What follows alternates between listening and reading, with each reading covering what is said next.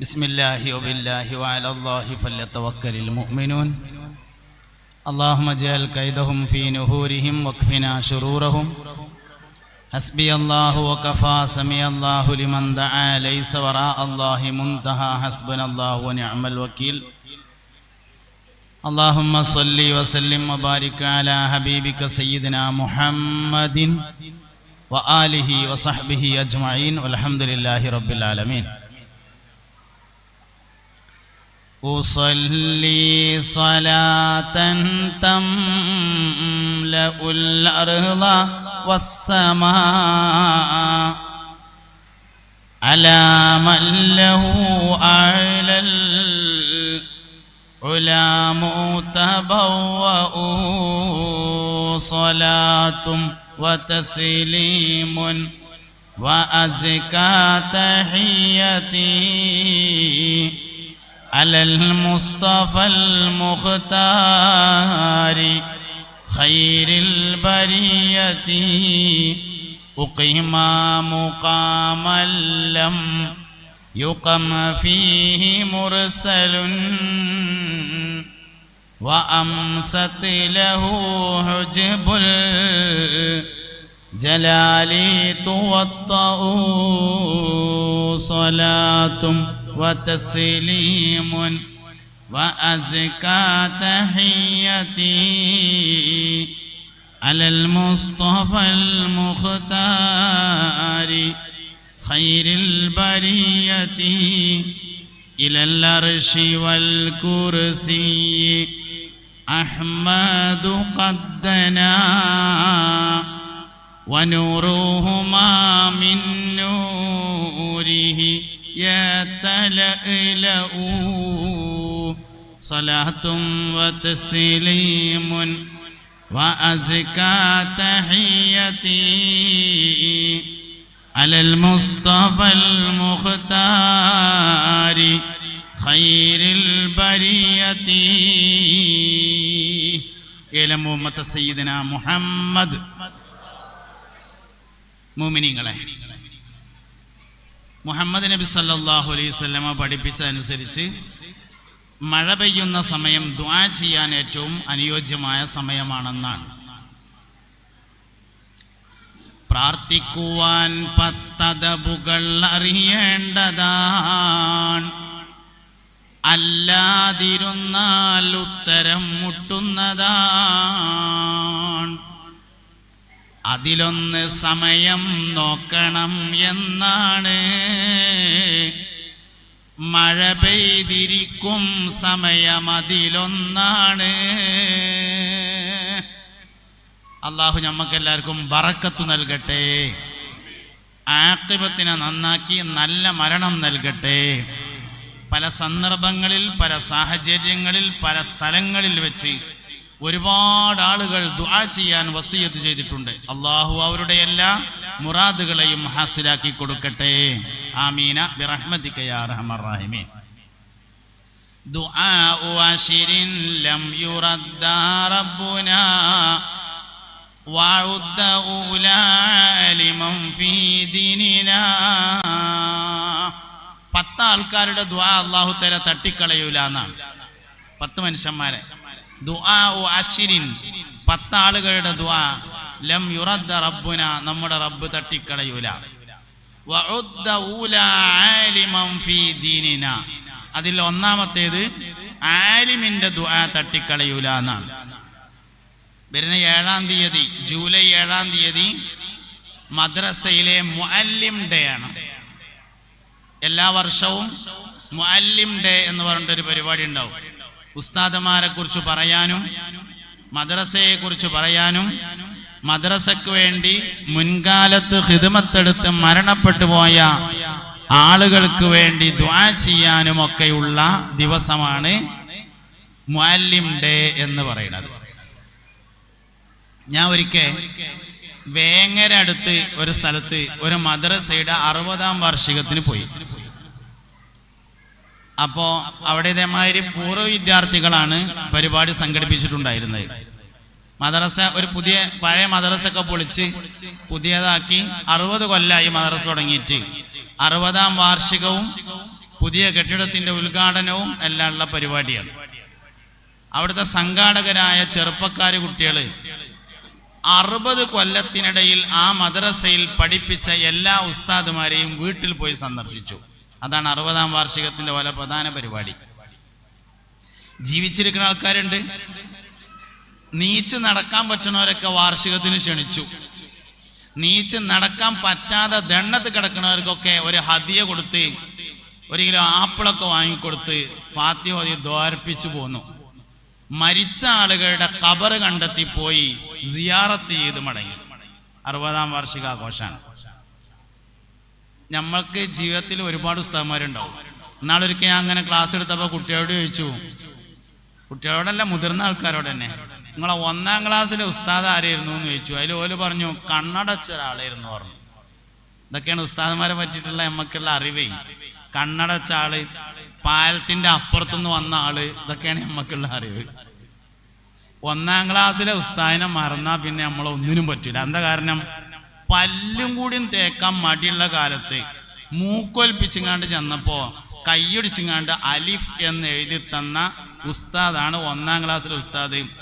ആ അലിഫിൽ നിന്നാണ് PhD വരെ എത്തിയിട്ടുള്ളത്. മറന്നാ പിന്നെ എന്തിനാ നമ്മളെ പറ്റാം? അതുകൊണ്ട് ഒരിക്കലും മറക്കാൻ പാടില്ലാത്തൊരു വിഭാഗമാണ് ഗുരുനാഥന്മാർ, ഉസ്താദന്മാർ എന്ന് പറയുന്നത്. ഏറ്റവും ആദരവ് നൽകേണ്ടതും അവർക്ക് തന്നെയാണ്. ഗുരുവിനെ ആദരിക്കാത്തവർക്ക് 3 വിപത്തുകൾ വന്നു ചേരുമെന്നാണ്.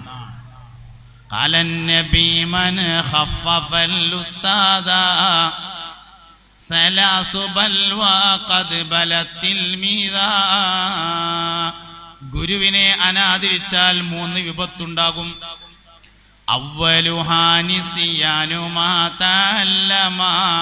ഒന്ന്, അവനിൽ നിന്ന് പഠിച്ചതിന്റെ ഉപകാരം നഷ്ടപ്പെടും. 2, ഫൗത്തുർ റിസ്ഖ്, ഭക്ഷണം തടയപ്പെടും. 3, സൂഉൽ ഖാത്തിമ, അന്ത്യം ചീത്തയായി മരിക്കും. ഈ 3 കാര്യം ഗുരുനാഥന്മാരെ അനാദരിക്കുന്നവർക്കുണ്ടാവുമെന്നാണ്. സാന്ദർഭികമായിട്ട് വന്നതാണ്. മുഅല്ലിൻ്റെയാണ് 7ാം തീയതി, അതുകൊണ്ട് അതും കൂടി കൂട്ടത്തിൽ പറഞ്ഞു എന്നേ ഉള്ളൂ. ദുആക്ക് ഇജാബത്തുള്ള 1ാമത്തെ മനുഷ്യൻ ആലിമാണ്. 2ാമത്തേത് മുതഅല്ലിമാകുന്നു. 3ാമത്തേത് യാത്രക്കാരനാകുന്നു. 4ാമത്തേത് നോമ്പുകാരനാകുന്നു. 5ാമത്തേത് ഹജ്ജ് ചെയ്യുന്നവനാകുന്നു. 6ാമത്തേത് ഉമ്മയെ പ്രത്യേകമായി നോക്കിയവനാകുന്നു. മന നോക്കുന്ന ആൾക്ക് ദുആക്ക് ഇജാബത്ത് ഉണ്ടാവും. ഇങ്ങനെ 10 പേർക്ക് പ്രത്യേകമായി ദുആക്ക് ഇജാബത്ത് ഉണ്ടാകുമെന്ന് ഹബീബുനാ റസൂലുള്ളാഹി സ്വല്ലല്ലാഹു അലൈഹി വസല്ലമ പഠിപ്പിച്ചിട്ടുണ്ട്. വ്യത്യസ്തമായ ഹദീസുകളിലായി ഓരോരുത്തരായി എണ്ണി പറയുകയും ചെയ്തിട്ടുണ്ട്. കൂട്ടത്തിൽപ്പെട്ടതാണ് ദുആന്റെ മര്യാദകൾ എന്ന് പറയുന്നത്. അതിൽ 1ാമത്തെ മര്യാദ സന്ദർഭം നോക്കണം എന്നതാണ്. 1ാമത്തെ മര്യാദ ദുആന്റെ സന്ദർഭങ്ങൾ നോക്കണം. നിസ്കാരത്തിന്റെ ശേഷമുള്ള ദുആക്ക് പ്രത്യേകം ഇജാബത്തുണ്ട്. വെള്ളിയാഴ്ച രാവിലെ ദുആക്ക് പ്രത്യേകം ഇജാബത്തുണ്ട്. കൊല്ലത്തില്, ഒരു വർഷത്തില് 4 രാത്രികൾ ദുആക്ക് ഇജാബത്തുണ്ട്. 1 ശഅബാൻ 15ന്റെ രാത്രിയാണ്. മറ്റൊന്ന് റജബ് 1ന്റെ രാത്രിയാണ്.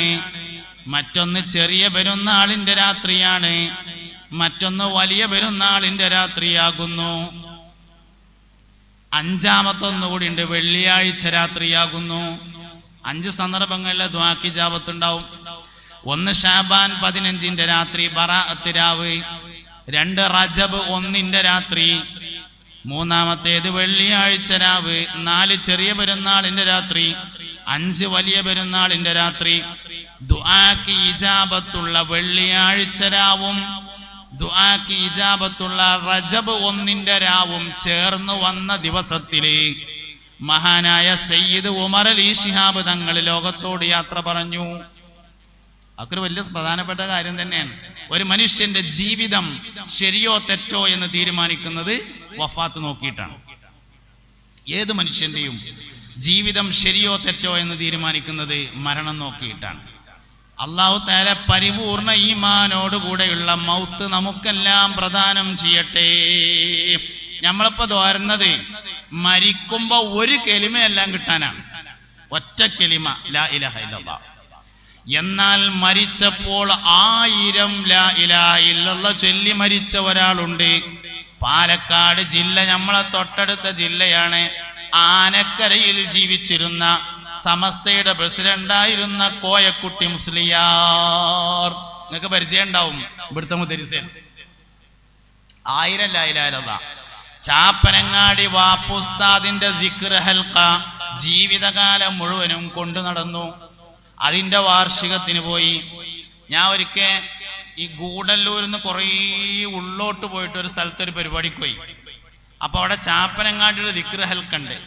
മഹാനായ കോയക്കുട്ടി ഉസ്താദ് വഫാത്താകുന്നത് വരെയും അവിടെ കൊല്ലത്തിലൊരിക്കൽ വാർഷികത്തിന് വരാറുണ്ടായിരുന്നു എന്ന് പറഞ്ഞു. ചാപ്പനങ്ങാടി ബാപ്പുസ്താദിന്റെ ദിക്ർ ഹൽഖ ജീവിതകാലം മുഴുവൻ കൊണ്ടു നടന്നു. 1000 ലാ ഇലാഹ ഇല്ലല്ലാഹയാണത്. യാദൽ ജലാലി വല്ലിക്റാമുണ്ട്, യാ ഹയ്യു യാ ഖയ്യൂമുണ്ട്, കുറച്ച് സലാത്തുണ്ട്. മക്കളെ വിളിച്ച് പേരക്കുട്ടികളെ വിളിച്ചിരുത്തിയിട്ട് ചാപ്പനങ്ങാടിയുടെ ദിക്ർ ഹൽഖ നടത്തി 1000 ലാ ഇലാഹ ഇല്ലല്ലാഹ്. അത് കഴിഞ്ഞിട്ട് ലോകത്തോട് വിട പറഞ്ഞു മഹാനായ കോയക്കുട്ടി ഉസ്താദ്. അള്ളാഹു അവരുടെ ദറജ ഉയർത്തി കൊടുക്കട്ടെ. ഒരു മനുഷ്യന്റെ വഫാത്താണ് അയാളുടെ ജീവിതം ശരിയോ തെറ്റോ എന്നതിൻ്റെ ഏറ്റവും പ്രധാനപ്പെട്ട തെളിവ് എന്ന് പറഞ്ഞത്. അപ്പൊ അതുകൊണ്ട് സന്ദർഭങ്ങളെ നോക്കുക എന്നുള്ളതാണ് രണ്ടാമത് പറഞ്ഞത്. സമയം നോക്കണം, സന്ദർഭം നോക്കണം. അതിൽ ഏറ്റവും പ്രധാനപ്പെട്ട ഒന്നാണ് മഴ പെയ്യുന്ന സമയത്തുള്ള ദുആ എന്ന് പറയാനാണ് ഈ കാര്യം പറഞ്ഞത്. ദുആന്റെ ഒന്നാമത്തെ വളരെ പ്രധാനപ്പെട്ട അദബാണ് ദ്വാരക്കാനുള്ള സാഹചര്യങ്ങൾ, സന്ദർഭങ്ങൾ നോക്കണം. ദുആ ചെയ്യാനുള്ള സന്ദർഭങ്ങളിൽ ദുആ ചെയ്യണം. പെരുന്നാൾ ദിവസം ദുആ ചെയ്യാൻ ഏറ്റവും അനുയോജ്യമായ ദിവസമാണ്. വലിയ പെരുന്നാളും ചെറിയ പെരുന്നാളും ഇങ്ങനെ. അതുകൊണ്ട് എല്ലാ അദബുകളെയും പരിഗണിച്ചുകൊണ്ട് ദുആ ചെയ്യുന്ന ആൾക്കാരായിട്ട് നമ്മൾ മാറണം.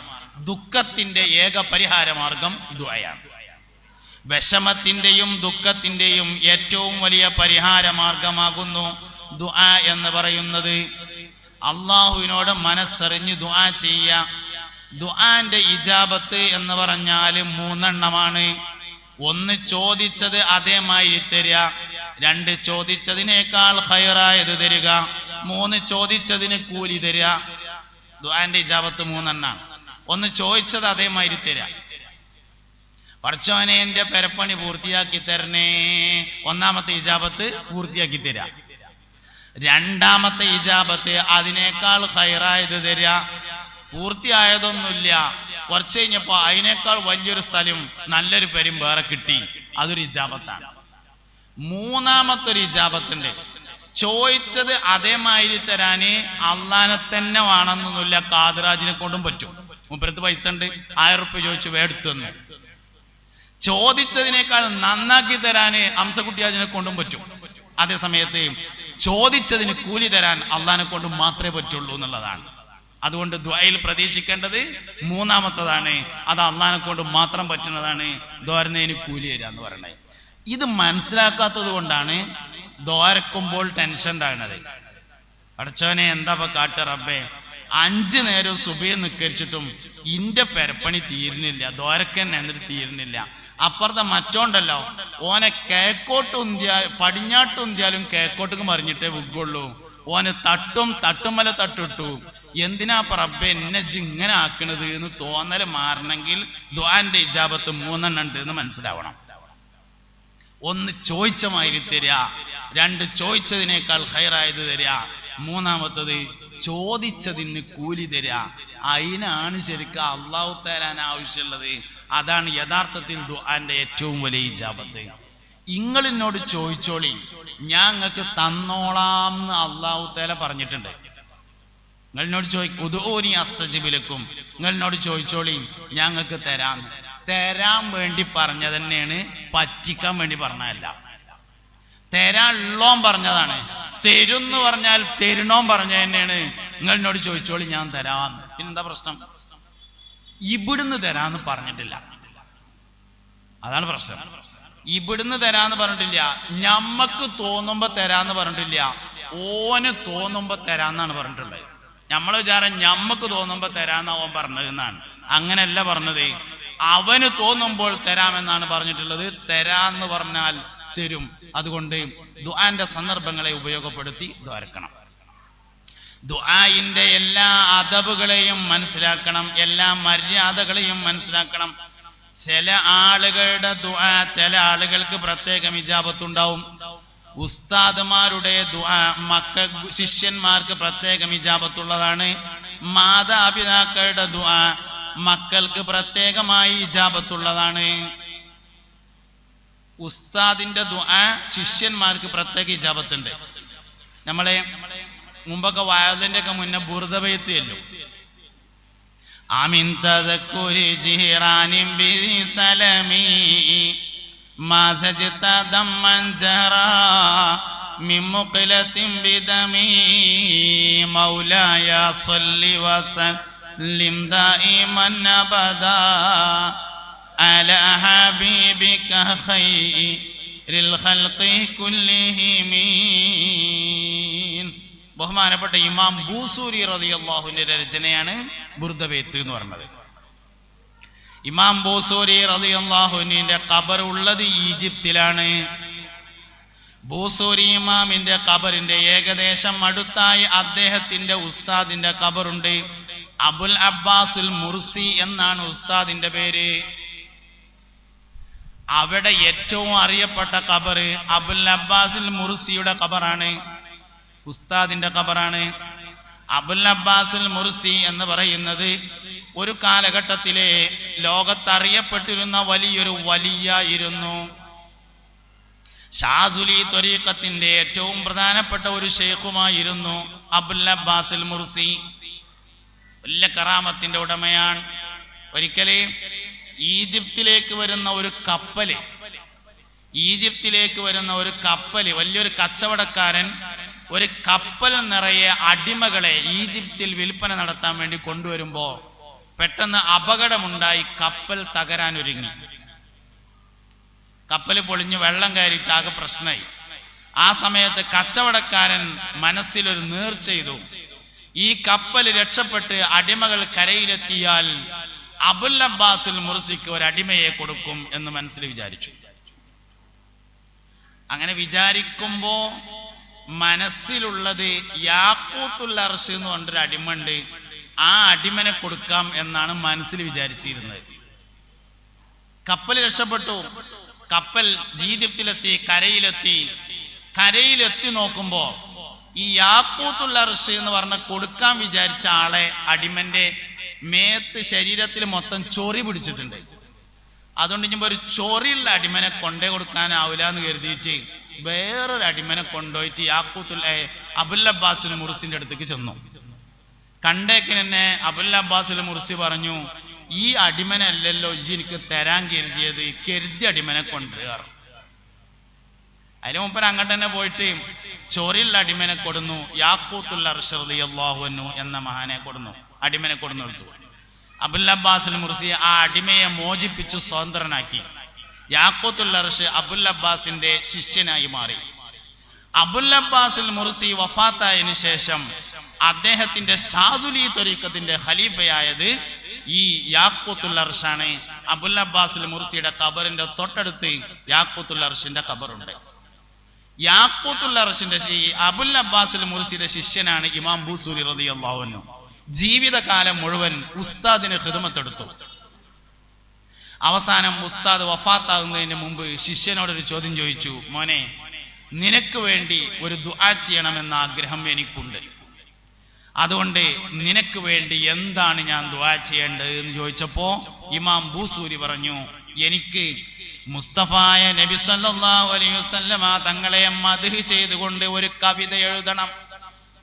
ആ കവിതയെ ഖിയാമത്ത് നാൾ വരെ മറ്റൊരാൾ മറികടക്കാൻ പാടില്ല എന്ന് പറഞ്ഞു. എനിക്ക് നബി തങ്ങളെ മദ്ഹ് ചെയ്തിട്ട് ഒരു കവിത എഴുതണം. ആ കവിതയെ മറികടക്കുന്ന ഒരു കവിത ഖിയാമത്ത് നാൾ 1-ാം തീയതി വരെ മറ്റൊരാൾ എഴുതാൻ പാടില്ല എന്നാണ് എൻ്റെ ആഗ്രഹം എന്ന് പറഞ്ഞു. അങ്ങനെ അബുൽ അബ്ബാസുൽ മുർസി ദ്വാരന്നിട്ട് ബഹുമാനപ്പെട്ട ഇമാം ബൂസൂരി റളിയല്ലാഹു അൻഹുവിന് കിട്ടിയതാണ് ബുർദബൈത്ത് എന്ന് പറഞ്ഞത്. അനുബന്ധമായ കുറെ കാര്യങ്ങൾ വേറെയും ഉണ്ടായിട്ടുണ്ട്. ഞാനത് പറയത് ഗുരുനാഥന്മാരോടുള്ള ബന്ധം വളരെ പ്രധാനപ്പെട്ടതാണ് എന്ന് പറയാൻ വേണ്ടിയിട്ടാണ് ഈ സംഭവം പറഞ്ഞത്. പക്ഷെ നമുക്ക് നമ്മളെ ഉസ്താദുമാരെ ഗുരുനാഥന്മാരെ ഓർമ്മയില്ല. 4000 ഉസ്താദുമാരിൽ നിന്ന് ഇൽമു പഠിച്ച ആളാണ് മഹാനായ സയ്യിദുനാ മുഹമ്മദ് ബിൻ ഇസ്മായിലുൽ ബുഖാരി റളിയല്ലാഹു അൻഹു. 4000 ഉസ്താദുമാർ കേട്ടോ. നമുക്ക് മര്യാദക്ക് 4 ഉസ്താദുമാരില്ല. മര്യാദക്കൊരു 4 ഉസ്താദുമാര് നമുക്കില്ല. 4000 ഉസ്താദുമാരുടെ ഗുരു ശിഷ്യനായിരുന്നു മഹാനായ മുഹമ്മദ് ബിൻ ഇസ്മായിലുൽ ബുഖാരി റളിയല്ലാഹു അൻഹു എന്ന് പറയുന്ന ആള്. ഇമാം ബുഖാരി റളിയല്ലാഹു അൻഹു സഹീഹുൽ ബുഖാരിയുടെ രചന പൂർത്തിയാക്കി ദുൽഹിജ്ജ മാസത്തിലാണ്. സഹീഹുൽ ബുഖാരിയുടെ രചന പൂർത്തിയായത് ദുൽഹിജ്ജ മാസത്തിലാണ്. ഇപ്പൊ നമ്മൾ ദുൽഹിജ്ജയിലല്ലേ, ഈ ദുൽഹിജ്ജ മാസം രചന പൂർത്തിയായതിനു ശേഷം ഇമാം ബുഖാരി റളിയല്ലാഹു അൻഹു ഒരു തീരുമാനം എടുത്തു. ഈ കിതാബുമായി മദീനയിലെ റൗള ഷരീഫിന്റെ അടുക്കൽ ചെന്നു നിൽക്കുക. അങ്ങനെ നബി തങ്ങൾ യഖ്ളത്തിലോ ഉണർച്ചയിലോ ഉറക്കിലോ എന്നെ വിളിക്കുമ്പോ സഹീഹുൽ ബുഖാരി നെഞ്ചോട് ചേർത്ത് പിടിച്ചുകൊണ്ട് റൗള ഷരീഫിലേക്ക് സലാം പറഞ്ഞു കയറണം. അതായിരുന്നു സഹീഹുൽ ബുഖാരിയുടെ പ്രകാശനമായി തീരുമാനിച്ചത്. അങ്ങനെ സയ്യിദുനാ മുഹമ്മദ് ബിൻ ഇസ്മായിലുൽ ബുഖാരി റളിയല്ലാഹു അൻഹു ബഹുമാനപ്പെട്ട സഹീഹുൽ ബുഖാരിയും കയ്യിൽ പിടിച്ചുകൊണ്ട് മദീനയിലെ റൗള ഷരീഫിന്റെ പരിസരത്ത് ചെന്ന് അത് നെഞ്ചോട് ചേർത്ത് പിടിച്ചുകൊണ്ട് നിന്നു. ദിവസങ്ങളോളം നിന്നു. നബി തങ്ങൾ വിളിച്ചില്ല. വിളിച്ചാലേ കയറുള്ളൂ, കയറിയിട്ടേ മടങ്ങുള്ളൂ എന്ന് തീരുമാനിച്ചു.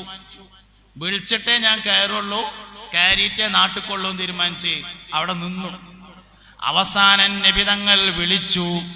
മുഹമ്മദ് ബിൻ ഇസ്മായിലുൽ ബുഖാരി സഹീഹുൽ ബുഖാരി നെഞ്ചോട് ചേർത്ത് പിടിച്ചുകൊണ്ട് റൗള ഷരീഫിലേക്ക് സലാം പറഞ്ഞുകൊണ്ട് കയറി. അന്ന് ഇമാം ബുഖാരി നിന്ന സ്ഥലത്ത് പിന്നീട് സൗദി ഭരണകൂടം ഒരു പള്ളി നിർമ്മിച്ചു. ആ പള്ളിയാണ് മദീനയിലെ റൗളയുടെ അടുത്ത് കാണുന്ന മസ്ജിദുൽ ബുഖാരി എന്ന പേരായ പള്ളി. ഗുരുനാഥന്മാരെ കുറിച്ചാണ് ഞാൻ പറഞ്ഞത്. അതുകൊണ്ട് വളരെ പ്രധാനപ്പെട്ട ഒരു സംഗതിയാണ്. മഹാനായ അബൂ ഹനീഫത്ത് നുഅ്മാൻ റളിയല്ലാഹു അൻഹു 4 മദ്ഹബുകളിലെ ഒരു മദ്ഹബിന്റെ ഇമാമാണ്. ഇമാം അബൂ ഹനീഫത്ത് അൽ കൂഫി റളിയല്ലാഹു അൻഹു. അബൂ ഹനീഫ ഇമാം റളിയല്ലാഹു അൻഹു തന്റെ ഉസ്താദിന്റെ വീടിനു നേരെ കാൽ നീട്ടാറുണ്ടായിരുന്നില്ല. ഉസ്താദിന്റെ വീടിന്റെ നേരല്ല, ഉസ്താദിന്റെ നേരല്ല, ഉസ്താദിന്റെ വീടിനു നേരെ കാൽ നീട്ടിയിരുന്നില്ല. അബൂ ഹനീഫ ഇമാം റളിയല്ലാഹു അൻഹുവിന്റെ വീട് കഴിഞ്ഞ് ആയിക്കോട്ടെ, എനിക്ക് വെള്ളം കുടിക്കാനുള്ള സമയക്കാർ അതെന്നാ മനസ്സിലാണ്.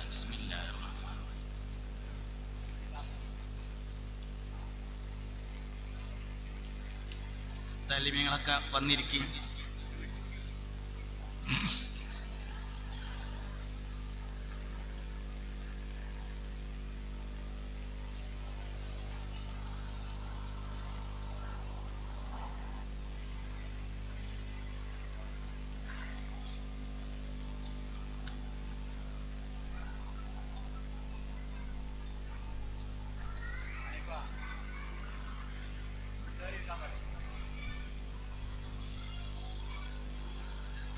റെഡി? കേൾവിക്കാർ റെഡി ആയാലേ ഞാൻ റെഡി ആവുള്ളൂ. റെഡി? എന്നൊരായത്തിൽ കുറിച്ച് ഓതി. ബിസ്മില്ലാഹിർ റഹ്മാനിർ റഹീം.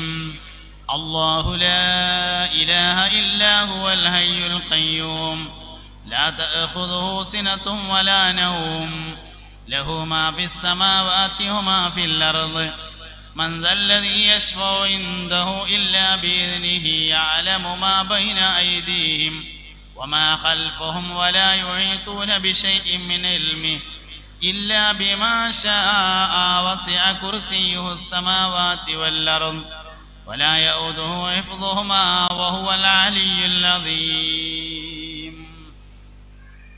ഇവിടെ നോക്കുക എല്ലാവരും. അബൂ ഹനീഫ ഇമാം റളിയല്ലാഹു അൻഹു ഉസ്താദിന്റെ വീടിന്റെ നേരെ കാൽ നീട്ടാറുണ്ടായിരുന്നില്ല. അത്രയും വലിയ ആദരവും ബഹുമാനവും ഗുരുവിന് നൽകിയിരുന്നു. പറയണ്ടായ കാരണം പിന്നെ ഗുരുനാഥന്മാരോടുള്ള ആദരവ് വളരെ പ്രധാനപ്പെട്ടതാണ് എന്നറിയിക്കാൻ വേണ്ടിയിട്ടാണ്. അതുകൊണ്ട് ദുആന്റെ ഇജാബത്തും ദുആന്റെ മര്യാദകളും ഗുരുനാഥന്മാരുടെ ഉസ്താദന്മാരുടെ ദുആ ശിഷ്യന്മാർക്ക് വലിയ ഫലമുള്ളതായിരിക്കും. ഇതുപോലെ മാതാപിതാക്കളുടെ ദുആ മക്കൾക്ക് വളരെ ഫലമുള്ളതാണ്. നമ്മളിങ്ങനെ ചരിത്രം പരിശോധിച്ച് നോക്കിയാൽ ചരിത്രത്തിൽ അറിയപ്പെടുന്ന ഒരുപാട് ആൾക്കാർ മാതാപിതാക്കളുടെ ദുആയാണ്. ബഹുമാനപ്പെട്ട ഗൗസുൽ ആദം സുൽത്താൻ മുഹിയുദ്ദീൻ അബ്ദുൽ ഖാദിർ അൽ ജീലാനി ഖദ്ദസല്ലാഹു സിർറഹുൽ അസീസ് ഉമ്മാന്റെ ദുആയാണ്. നേരത്തെ പറഞ്ഞ ഇമാം ബുഖാരി റളിയല്ലാഹു അൻഹു ജന്മനാ കണ്ണ് കാണാത്ത ആളായിരുന്നു എന്നാണ്. ഇമാം ബുഖാരി റളിയല്ലാഹു അൻഹുവിന്റെ താരീഖിലുണ്ട് മഹാനവറുകൾ ജന്മനാ കാഴ്ച കുറഞ്ഞ ആളായിരുന്നു. ഉമ്മ ദോരന്ന് കണ്ണിന് കാഴ്ച തിരിച്ചു കിട്ടിയിട്ട് 4000 ഉസ്താദുമാരെ കണ്ട് ഇൽമു പഠിക്കാനുള്ള അവസരമുണ്ടായി. ഇമാം ബുഖാരിയുടെ ബാക്കിൽ ഉമ്മാന്റെ ദുആനുണ്ടായി. ബഹുമാനപ്പെട്ട ഗൗസുൽ ആദം സുൽത്താൻ മുഹിയുദ്ദീൻ അബ്ദുൽ ഖാദിർ അൽ ജീലാനി ഖദ്ദസല്ലാഹു സിർറഹുൽ അസീസ് മഹാനവറുകളുടെ പിതാവ് ചെറുപ്പത്തിൽ മരണപ്പെട്ടിട്ടുണ്ട്. ഉമ്മാന്റെ ദുആയാണ് കളവ് പറയല്ല എന്നുമ്മ ചൊന്നാരേ കള്ളന്റെ കയ്യിൽ പൊന്നെ കൊടുത്തോ അവര്. മുഹിയുദ്ദീൻ ശൈഖ് റളിയല്ലാഹു അൻഹു ഉമ്മാന്റെ ദുആ കിട്ടിയതാണ്. ഇങ്ങനെ നമ്മൾ ചരിത്രം പരിശോധിച്ചാൽ അമ്പിയാക്കൾ വരെയുണ്ട്. ഇബ്രാഹിം നബി അലൈഹി ഇസ്ലാമിന്റെ വാപ്പ ചെറുപ്പത്തിൽ മരണപ്പെട്ടിട്ടുണ്ടായിരുന്നു. ഇബ്രാഹിം നബി അലൈഹി ഇസ്ലാമിന് ഉമ്മാന്റെ ദുആ കിട്ടിയിട്ടുണ്ടെന്ന് കാണാം. ഈസ നബി അലൈഹി ഇസ്ലാമിന് ഉമ്മാന്റെ ദുആ കിട്ടിയതാണ്. മൂസ നബി അലൈഹി ഇസ്ലാമിന്റെ വാപ്പാക്ക് ഈ കുട്ടിയുടെ വാപ്പയാണ് ഞാന് എന്ന് പറയാനുള്ള അവസരം പോലും ഉണ്ടായിട്ടില്ല. ഉമ്മാന്റെ ദുആയാണ് മൂസ നബിക്ക് കിട്ടുന്നത്. ഇങ്ങനെ ഒരുപാട് ആളുകളെ പരിശോധിച്ചാല് മാതാപിതാക്കളുടെ ദുആ കിട്ടിയതാണ് എന്ന് കാണാം. അതുകൊണ്ട് മക്കൾക്ക് വേണ്ടി മാതാപിതാക്കളുടെ ദുആ വളരെയധികം ഫലപ്രദമാണ്. എല്ലാവരും ദ്വാരക്കണം. ഞാൻ കുറെ ആലോചിച്ച് നോക്കിയിട്ടുണ്ട്. ഈ പിന്നെ മാതാവിന്റെ കാലിൻ ചുവട്ടിലാണ് സ്വർഗം എന്ന് പറഞ്ഞതിനെ കുറിച്ച്. അതായത് സ്കൂളിൽ കൊടുക്കാനുള്ള ഫീസ് വാപ്പാന്റെ അടുത്ത കൊടുത്തിട്ടുള്ളത്, മോട്ടോർ സൈക്കിളിൽ എണ്ണടിക്കാനുള്ള പൈസ വാപ്പാന്റെ അടുത്ത കൊടുത്തത്, യൂണിഫോം വാങ്ങാനുള്ള പൈസയും ബാഗ് വാങ്ങാനുള്ള പൈസയും വാപ്പാന്റെ അടുത്താണ്, പെരേക്ക് മീൻ വാങ്ങാനുള്ള പൈസ വാപ്പാന്റെ അടുത്ത്, ദണ്ണ ഉണ്ടായാൽ പാരസിറ്റമോൾ വാങ്ങാനുള്ള പൈസയും വാപ്പാന്റെ അടുത്ത്, സ്വർഗം മാത്രം ഉമ്മാന്റെ അടുത്ത്. എന്തേക്കാരപ്പോ ഈ സ്വർഗം ഉമ്മാന്റെ അടുത്ത് കൊടുത്തത് എന്ന് ഞാൻ കുറെ ആലോചിച്ചിട്ടുണ്ട്. എനിക്ക് കിട്ടിയ ഒരു ഉത്തരം, ഉമ്മാന്റെ അടുത്താവുമ്പോ വേഗത്തിൽ വാങ്ങാൻ പറ്റും, വാപ്പാന്റെ ഇരുന്ന് അത്ര എളുപ്പം കിട്ടൂല. അതുകൊണ്ട് മനുഷ്യന് സ്വർഗം വാങ്ങാനുള്ള എളുപ്പ വഴിയായിട്ടാണ് ഉമ്മയുടെ അടുക്കൽ കൊടുത്തത് എന്നാണ് ഞാൻ മനസ്സിലാക്കുന്നത്. അപ്പൊ ഒരു കാര്യമുണ്ട്, എന്നിട്ടും വാങ്ങിയില്ലെങ്കിൽ ഓനൊന്നിനും പറ്റൂല. ഉണ്ടല്ലോ, എളുപ്പമുള്ള ആളെടുത്ത് കൊടുത്തിട്ടോ വാങ്ങിയില്ല എന്നാ പിന്നെ ഓനോ ഒന്നിനും പറ്റാതാവും. അതിനായിരിക്കും ഉമ്മാന്റെ അടുത്ത് കൊടുത്തു എന്നാ ഞാൻ മനസ്സിലാക്കണത്. ഉമ്മാരും മനസ്സിലാക്കേണ്ട ഒരു കാര്യമുണ്ട്, എളുപ്പം കൊടുക്കാനാണ് ഉമ്മാന്റെ അടുത്ത് തന്നിട്ടുള്ളത്. ചില ഉമ്മാർക്കെങ്കിലും തോന്നുന്നത് ഞാൻ മരിച്ചാൽ എൻ്റെ മയ്യത്ത് പുറം പോലും കാണിച്ചു കൊടുക്കണ്ട ഓനെ, അതിനല്ല ഉമ്മാന്റെ അടുത്ത് തന്നത്. ഇമ്മാന്റെ അടുത്ത് തന്നത് എന്തായാലും എൻ്റെ കുട്ടിയല്ലേ എന്ന് വിചാരിക്കാനാണ്. ഞാൻ ഈ പറയണ നിങ്ങൾക്ക് മനസ്സിലാവുണ്ടോന്ന് അറിയില്ല. നമ്മളൊക്കെ ഏകദേശം ഒരു നാട്ടുകാരായതുകൊണ്ട് നമ്മളൊക്കെ നാട്ടിലുള്ള അവസ്ഥ ഒന്ന് തന്നെ ഇക്കാരം. അതുകൊണ്ടാണ് ഉമ്മാന്റെ അടുത്ത് അള്ളാഹു തആല സ്വർഗം കൊടുത്തതേ മരിച്ചാലും മയ്യത്തുമ്പുറം കാൽപ്പിച്ചു കൊടുക്കരുത് എന്ന് പറയാനല്ല. പിന്നെ എന്തിനാ കൊടുത്തത്? എന്തൊക്കെ പറഞ്ഞാലും ഇന്റെ കുട്ടിയല്ലേ എന്ന് വിചാരിക്കാൻ ഉമ്മാക്കാണ് വാപ്പാനേക്കാൾ കൂടുതൽ പറ്റുക എന്നതുകൊണ്ടാണ് ഉമ്മരുത് എന്നത്. കൊടുക്കാൻ വേണ്ടി തന്നതാണ്, കൊടുക്കാതിരിക്കാൻ വേണ്ടി തന്നതല്ല എന്ന് ഉമ്മയും മനസ്സിലാക്കുന്നത് നല്ലതാണെന്ന് സാന്ദർഭികമായി പറയാം. അതുകൊണ്ട് ഉമ്മാന്റെ ദുആ, വാപ്പാന്റെ ദുആ വളരെ പ്രധാനപ്പെട്ടതാണ്. ഉമ്മാനെ എപ്പോഴും പറയലുണ്ട് കേട്ടോ. പറയാത്തൊരാളാണ് വാപ്പ. ഉമ്മാനെ എല്ലാവരും ഏതറിയുമ്പോ പറയും. വാപ്പ ഉമ്മാക്ക് പറഞ്ഞ എല്ലാ ഫളായിലും വാപ്പാക്കുണ്ട്. അല്ലാഹു റബ്ബുൽ ഇസ്സത്തിന്റെ ആദ്യത്തെ സൃഷ്ടി വാപ്പയാണ്. അബൂന അബുൽ ബശർ സയ്യിദുനാ ആദം അലൈഹിസ്സലാം. അല്ലാഹു ആദ്യം പഠിച്ചത് മനല്ല, അല്ലാഹുവിന്റെ ആദ്യത്തെ ഖൽഖ് വാപ്പയാണ്.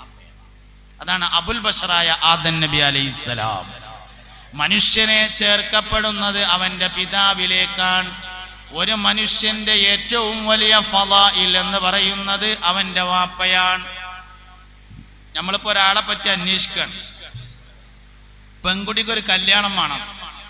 അപ്പൊ അങ്ങനെ പറഞ്ഞു കേട്ടു, മുട്ടിക്കാട് നല്ലൊരു കുട്ടിയുണ്ട് എന്ന്, അല്ല ഒരു നല്ലൊരു ചെറുക്കുണ്ട് എന്ന് പറഞ്ഞു കേട്ടു. അപ്പൊ സ്വാഭാവികമായിട്ടും എന്താ ചെയ്യാ, ഒരു ദിവസം അസർക്ക് മുട്ടിക്കാടുത്ത നിസ്കാര പള്ളികൾക്ക് നിസ്കരിക്കാൻ പോകും, അങ്ങനെയുള്ള ചെയ്യാം. അങ്ങനെ നിസ്കാരം കഴിഞ്ഞ് നിസ്കാരപ്പള്ളിന്റെ അടുത്തുള്ള ചായ പീടിക്ക് ചായ കുടിക്കാൻ വേണ്ടി കയറും. അപ്പൊ അവിടെ അങ്ങനെ കുറച്ച് കാരണന്മാരൊക്കെ ഇരിക്കുന്നുണ്ടാവും. ഓലോട് ചോദിക്കും, നമ്മളപ്പോ അബ്ബണ്ടല്ലോ സുലൈമാൻ എന്ന് പറഞ്ഞ ഓന്റെ മൂത്ത ചെറുക്കനെ പറ്റി എന്താ അഭിപ്രായം എന്ന് ചോദിക്കും. ഏകദേശമുള്ള അഭിപ്രായമൊക്കെ അവിടുന്ന് കിട്ടും. അപ്പോ അഭിപ്രായം ചോദിച്ചപ്പോ ആളൊന്നും കുഴപ്പമില്ല, എന്താ ഓന്റെ വാപ്പ ആരാന്ന് ചോദിച്ചു. രണ്ടാമത്തെ ചോദ്യം അതാണ്. അതിന്റെ വാപ്പാനെ പറ്റിയിട്ട് വലിയ ഐഡിയ ഒന്നുമില്ല എന്ന് പറഞ്ഞാൽ അതിന്റെ അർത്ഥം തന്തല്ലാത്തവനാണ് എന്നാണ്. അതായത് വാപ്പ എന്ന് പറയുന്നത് മനുഷ്യന്റെ അഡ്രസ്സാണ്. നിങ്ങൾക്ക് മനസ്സിലായില്ലെങ്കിൽ ഞാനൊരു കാര്യം പറഞ്ഞുതരാം. ഇബ്രാഹിം നബി അലൈഹി ഇസ്ലാമിനെ കുറിച്ച് നബി തങ്ങൾ പറഞ്ഞിട്ടുണ്ട്, ഇബ്രാഹിം എന്റെ വാപ്പയാണ്. അനഫി മില്ലത്തി അബി ഇബ്രാഹിം. ദുൽഹിജ്ജ മാസത്തിൽ പറയേണ്ട ആളാണ് സയ്യിദുനാ ഇബ്രാഹിം അലൈഹിസ്സലാം. ദുൽഹിജ്ജ മാസം ഇബ്രാഹിം നബിനെ പറയാനുള്ള മാസമാണ്. മഹാനായ സയ്യിദുനാ ഇബ്രാഹിം നബി അലൈഹിസ്സലാമിനെ കുറിച്ച് മുസ്തഫായ നബി സല്ലല്ലാഹു അലൈഹി വസല്ലമ തങ്ങൾ പറഞ്ഞതായി കാണാം. അനഫി മില്ലത്തി അബി ഇബ്രാഹിം, ഞാൻ എൻ്റെ വാപ്പയായ ഇബ്രാഹിമിന്റെ മാർഗത്തിലാണ് എന്ന് പറഞ്ഞിട്ടുണ്ട്. അതായത് ഈ ഹദീസ്, അനഫി മില്ലത്തി അബി ഇബ്രാഹിം എന്ന ഈ ഹദീസ് നമ്മുടെ നാടൻ മലപ്പുറം മലയാളത്തേക്ക് കൊണ്ടുവന്നാല്, നമ്മുടെ തിരുനാവായ പഞ്ചായത്ത് മലയാളത്തേക്ക് അത് കൊടുന്നാല് അതിന്റെ അർത്ഥം എങ്ങനെയാണ്? എങ്ങനെ ഇനി പറയാൻ പോണ മാതിരിയാണ്. ഇന്റെ വാപ്പ ആരാന്നറിയാൻ എനിക്ക് ഇബ്രാഹിം ആണ്, ആലോചിച്ച് കളിച്ചോളൂ എന്നാണ് അതിന്റെ അർത്ഥം. നമ്മളെ തിരുനാവായ മലയാളത്തേക്ക് അതിന് കൊടുന്നാൽ അതിന്റെ അർത്ഥം എങ്ങനെ വരിക?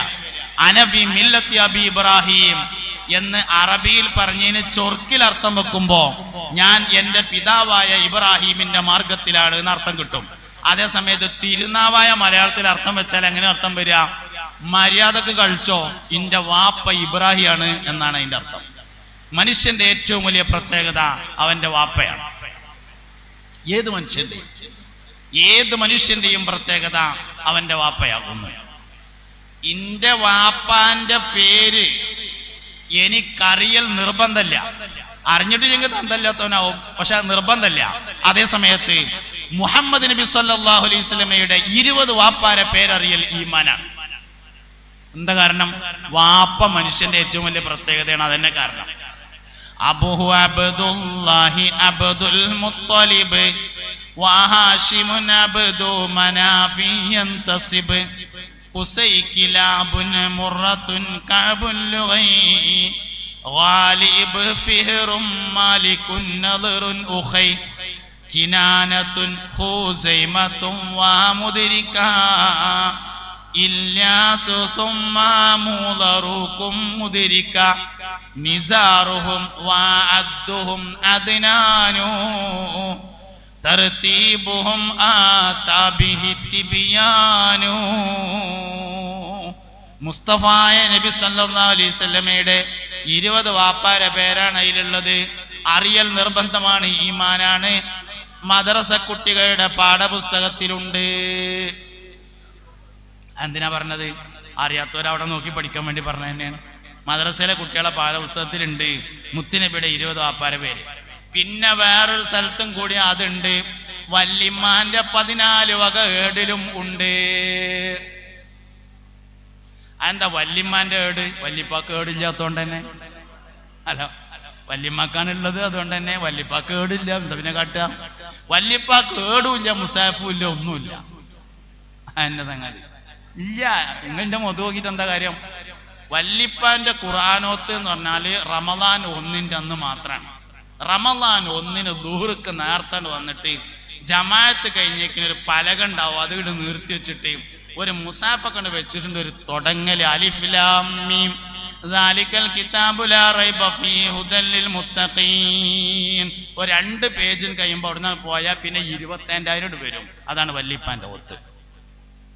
പിന്നിപ്പോ ഹൈദരലി ശിഹാബ് തങ്ങൾ പാപ്പ മജ്‌ലിസുന്നൂർ എല്ലാം പറഞ്ഞതുകൊണ്ട് അതിങ്ങനെ അങ്ങോട്ട് എല്ലായിടത്തും നല്ല മട്ടത്തിൽ നിലനിൽക്കുന്നുണ്ട്. അള്ളാഹു നിലനിർത്തി തരട്ടെ. സംഗതി പിന്നെ കാലിന്റെ വിരലിന്റെ നഖം പോകുന്നത് ശിഫയാവാനാണ് വെച്ചാലും മനസ്സിലായില്ല. അതായത് മജ്‌ലിസുന്നൂറിന്റെ വാർഷികത്തിന് പോരുണ്ട് ഞാൻ പല സ്ഥലത്തും. അങ്ങനെ ദ്വാരക്കാൻ വേണ്ടിയിട്ട് കുറെ കടലാസ് ഉണ്ടാവും. കാലിന്റെ തള്ളാൻ വിരലിന്റെ നഖം പോകുന്നതിന് ദ്വാരക്കാന്, മുട്ടുവേദന മാറാൻ വേണ്ടി, ഇതൊന്നും ദ്വാരക്കണ്ടെന്നല്ലോ ഈ പറഞ്ഞേ, ഇതൊക്കെ ദ്വാരക്കണ്ട തന്നെയാണ്, വേണ്ടാത്തല്ല. മുട്ടുവേദന മാറാൻ വേണ്ടി ദ്വാരക്കാന്, ഊരവേദന ശരിയാവാൻ വേണ്ടി ദ്വാരക്കാന്, പിന്നെ ചെവി വേദന ശരിയാവാൻ വേണ്ടി ദ്വാരക്കാന്, ഗൾഫിലുള്ള മോന് ബർക്കത്തുണ്ടാവാൻ ദ്വാരക്കാന്, ജോലിയിൽ ബർക്കത്തുണ്ടാവാൻ ദ്വാരക്കാന്. ഇതിനങ്ങനെ കുറേ. ഹൈദരലി ശിഹാബ് തങ്ങൾ പാപ്പ മജ്‌ലിസുന്നൂർ ചെല്ലാൻ പറഞ്ഞതേ തള്ളാൻ വിരലിന്റെ ദണ്ണം മാറാനല്ല, പിന്നെന്തിനാ? ദാഹം മൗത്തത് കൂട്ടിടും, ഇബ്ലീസ് കൂസിനെ കാട്ടിടും, നേരം ലഈനവനാട്ടുവാൻ ബദരിങ്ങളാൽ തുണ റബ്ബനാ ലാ ഇലാഹ ഇല്ലല്ലാഹു ലാ ഇലാഹ ഇല്ലല്ലാഹു മുഹമ്മദുർ റസൂലുള്ളാഹ്. അതിനാണ് ബാക്കിയൊക്കെ വേണ്ട തന്നെയാണ്. അത് ഇതിന്റെ ഒപ്പം അങ്ങനെ നടന്നോളും. ഇതാണ് ഒറിജിനലായിട്ടും വേണ്ടത്. മനുഷ്യന്റെ ജീവിതത്തിൽ ഏറ്റവും ഭയപ്പെടുന്ന സമയമാണ് മൗത്തിന്റെ സാഹത്ത്. മൗത്തിന്റെ സമയം എന്ന് പറഞ്ഞതാണ് മനുഷ്യന്റെ ജീവിതത്തിൽ ഏറ്റവും പേടിയുള്ള രംഗം. അതാണ് കഴിഞ്ഞു കിട്ടിയ ബാക്കി എല്ലാം റെഡിയാണ്. ആർക്കാ മരണം പേടിയില്ലാത്തത്? എല്ലാ മനുഷ്യനും പേടിയുള്ള തന്നെയാണ് മരണം. ആ സമയത്ത് ജീവിതകാലത്ത് ഏറ്റവും ഇഷ്ടപ്പെട്ട ആളെ കാണുമെന്നാണ്, ജീവിതത്തിൽ ഏറ്റവും കൂടുതൽ പറഞ്ഞത് പറയുമെന്നാണ്, ജീവിതത്തിൽ ഏറ്റവും കൂടുതൽ ചിന്തിച്ചത് ചിന്തിക്കുമെന്നാണ്, ജീവിതത്തിൽ ഏറ്റവും കൂടുതൽ സമയം ചെലവഴിച്ചത് എങ്ങനെയാണോ അതേ അവസ്ഥയായിരിക്കും മരിക്കുമ്പോൾ എന്നാണ്. എപ്പോഴും നല്ല തുണിങ്കുപ്പായിട്ട് നടക്കുന്ന ആളാണെങ്കിൽ മരിക്കുമ്പോൾ നല്ല തുണിങ്കുപ്പായിരിക്കും. എപ്പോഴും ദിക്ർ ചൊല്ലുന്ന ആളാണെങ്കിൽ മരിക്കുമ്പോൾ ദാക്കിറായിരിക്കും. എപ്പോഴും പൊതുപ്രവർത്തനമാണെങ്കിൽ മരിക്കുമ്പോൾ പൊതുപ്രവർത്തനമായിരിക്കും. എപ്പോഴും സുജൂദിനെ അധികരിപ്പിക്കുന്ന ആളാണെങ്കിൽ അവൻ മരിക്കുന്നത് സുജൂദിലായിരിക്കും. ജീവിതത്തിൽ ഏറ്റവും കൂടുതൽ ചെയ്യുന്ന കാര്യം മരിക്കുമ്പോൾ ചെയ്യും. ഏറ്റവും കൂടുതൽ പറഞ്ഞത് മരിക്കുമ്പോൾ പറയും. ഏറ്റവും കൂടുതൽ ഇഷ്ടപ്പെട്ട ആളുകളെ മരിക്കുമ്പോൾ കാണും. അത് ജീവിച്ചിരിക്കുന്ന ആളാണെങ്കിലും കാണും, മരണപ്പെട്ട ആളാണെങ്കിലും കാണും. എന്തുകൊണ്ട്? മരിക്കുന്നതിന് മുമ്പ് കണ്ണ് യാത്ര പറയുന്നത് കൊണ്ടാണ് മരിച്ച ആളെ കാണാനുള്ള കാരണം. നമ്മുടെ ശരീരത്തിൽ നിന്ന് ആദ്യമായി യാത്ര പറയുന്നത് കണ്ണായിരിക്കും. നമുക്ക് തോന്നും വാപ്പ നമ്മളെയാണ് നോക്കുന്നത് എന്ന്. അല്ല, നോട്ടം ആദ്യം അവസാനിപ്പിക്കും.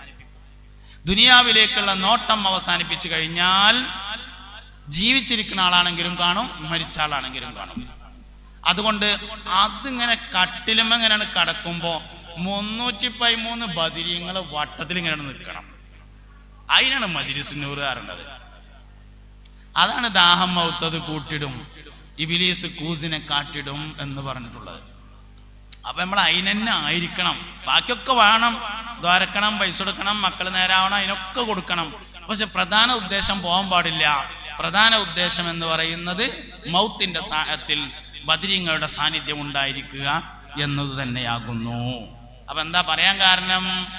പറയാണ്ടായ കാരണം നമ്മുടെ ജീവിതത്തിലെ എല്ലാ പ്രധാനപ്പെട്ട വിഷയങ്ങളും ഇങ്ങനെ നമ്മുടെ ഓരോ ആവശ്യങ്ങൾക്ക് വേണ്ടി ഡിസൈൻ ചെയ്തിട്ടുള്ളതാണ്. അപ്പൊ അവിടെയൊക്കെ നമ്മൾ ഈ വളരെ പ്രധാനപ്പെട്ട ഒരു മനസ്സിന്റെ സാന്നിധ്യം ഉണ്ടായിരിക്കണം. ദുആക്ക് ഇജാബത്തുള്ള സന്ദർഭങ്ങൾ, സാഹചര്യങ്ങൾ എല്ലാം ഉപയോഗപ്പെടുത്തിക്കൊണ്ട് മക്കൾക്ക് വേണ്ടി നന്നായിട്ട് ദ്വാരക്കണം, ശിഷ്യന്മാർക്ക് വേണ്ടിയിട്ട് നന്നായിട്ട് ദ്വാരക്കണം. ഒക്കെ അങ്ങനെ ദുആന്റെ എല്ലാ മര്യാദകളും ദുആയുടെ എല്ലാ അദബുകളും പാലിച്ചുകൊണ്ട് ദുആ ചെയ്യണം. ഖുർആൻ ഓതിയിട്ടുള്ള ദുആക്ക് പ്രത്യേകം ഇജാബത്തുണ്ട്. സദഖയുടെ ശേഷമുള്ള ദുആക്ക് പ്രത്യേകം ഇജാബത്തുണ്ട്. ഞാൻ പറയട്ടോ, അതായത് നമ്മൾ സാധാരണ എന്താ ചെയ്യാച്ചാല് ആർക്കെങ്കിലും എന്തെങ്കിലും കൊടുത്തുങ്ങാണ്ട് പറയും ദ്വാരക്ക് കൊണ്ടിട്ടോ അറിയും. സത്യത്തിൽ അങ്ങനെയല്ല വേണ്ടത്. ആർക്കെങ്കിലും എന്തെങ്കിലും കൊടുത്തുങ്ങാണ്ട് നമ്മൾ ദ്വാരക്ക വേണ്ടത്. സദഖയുടെ പിന്നിൽ സദഖ കൊടുത്തവനാണ് ഇജാബത്ത്.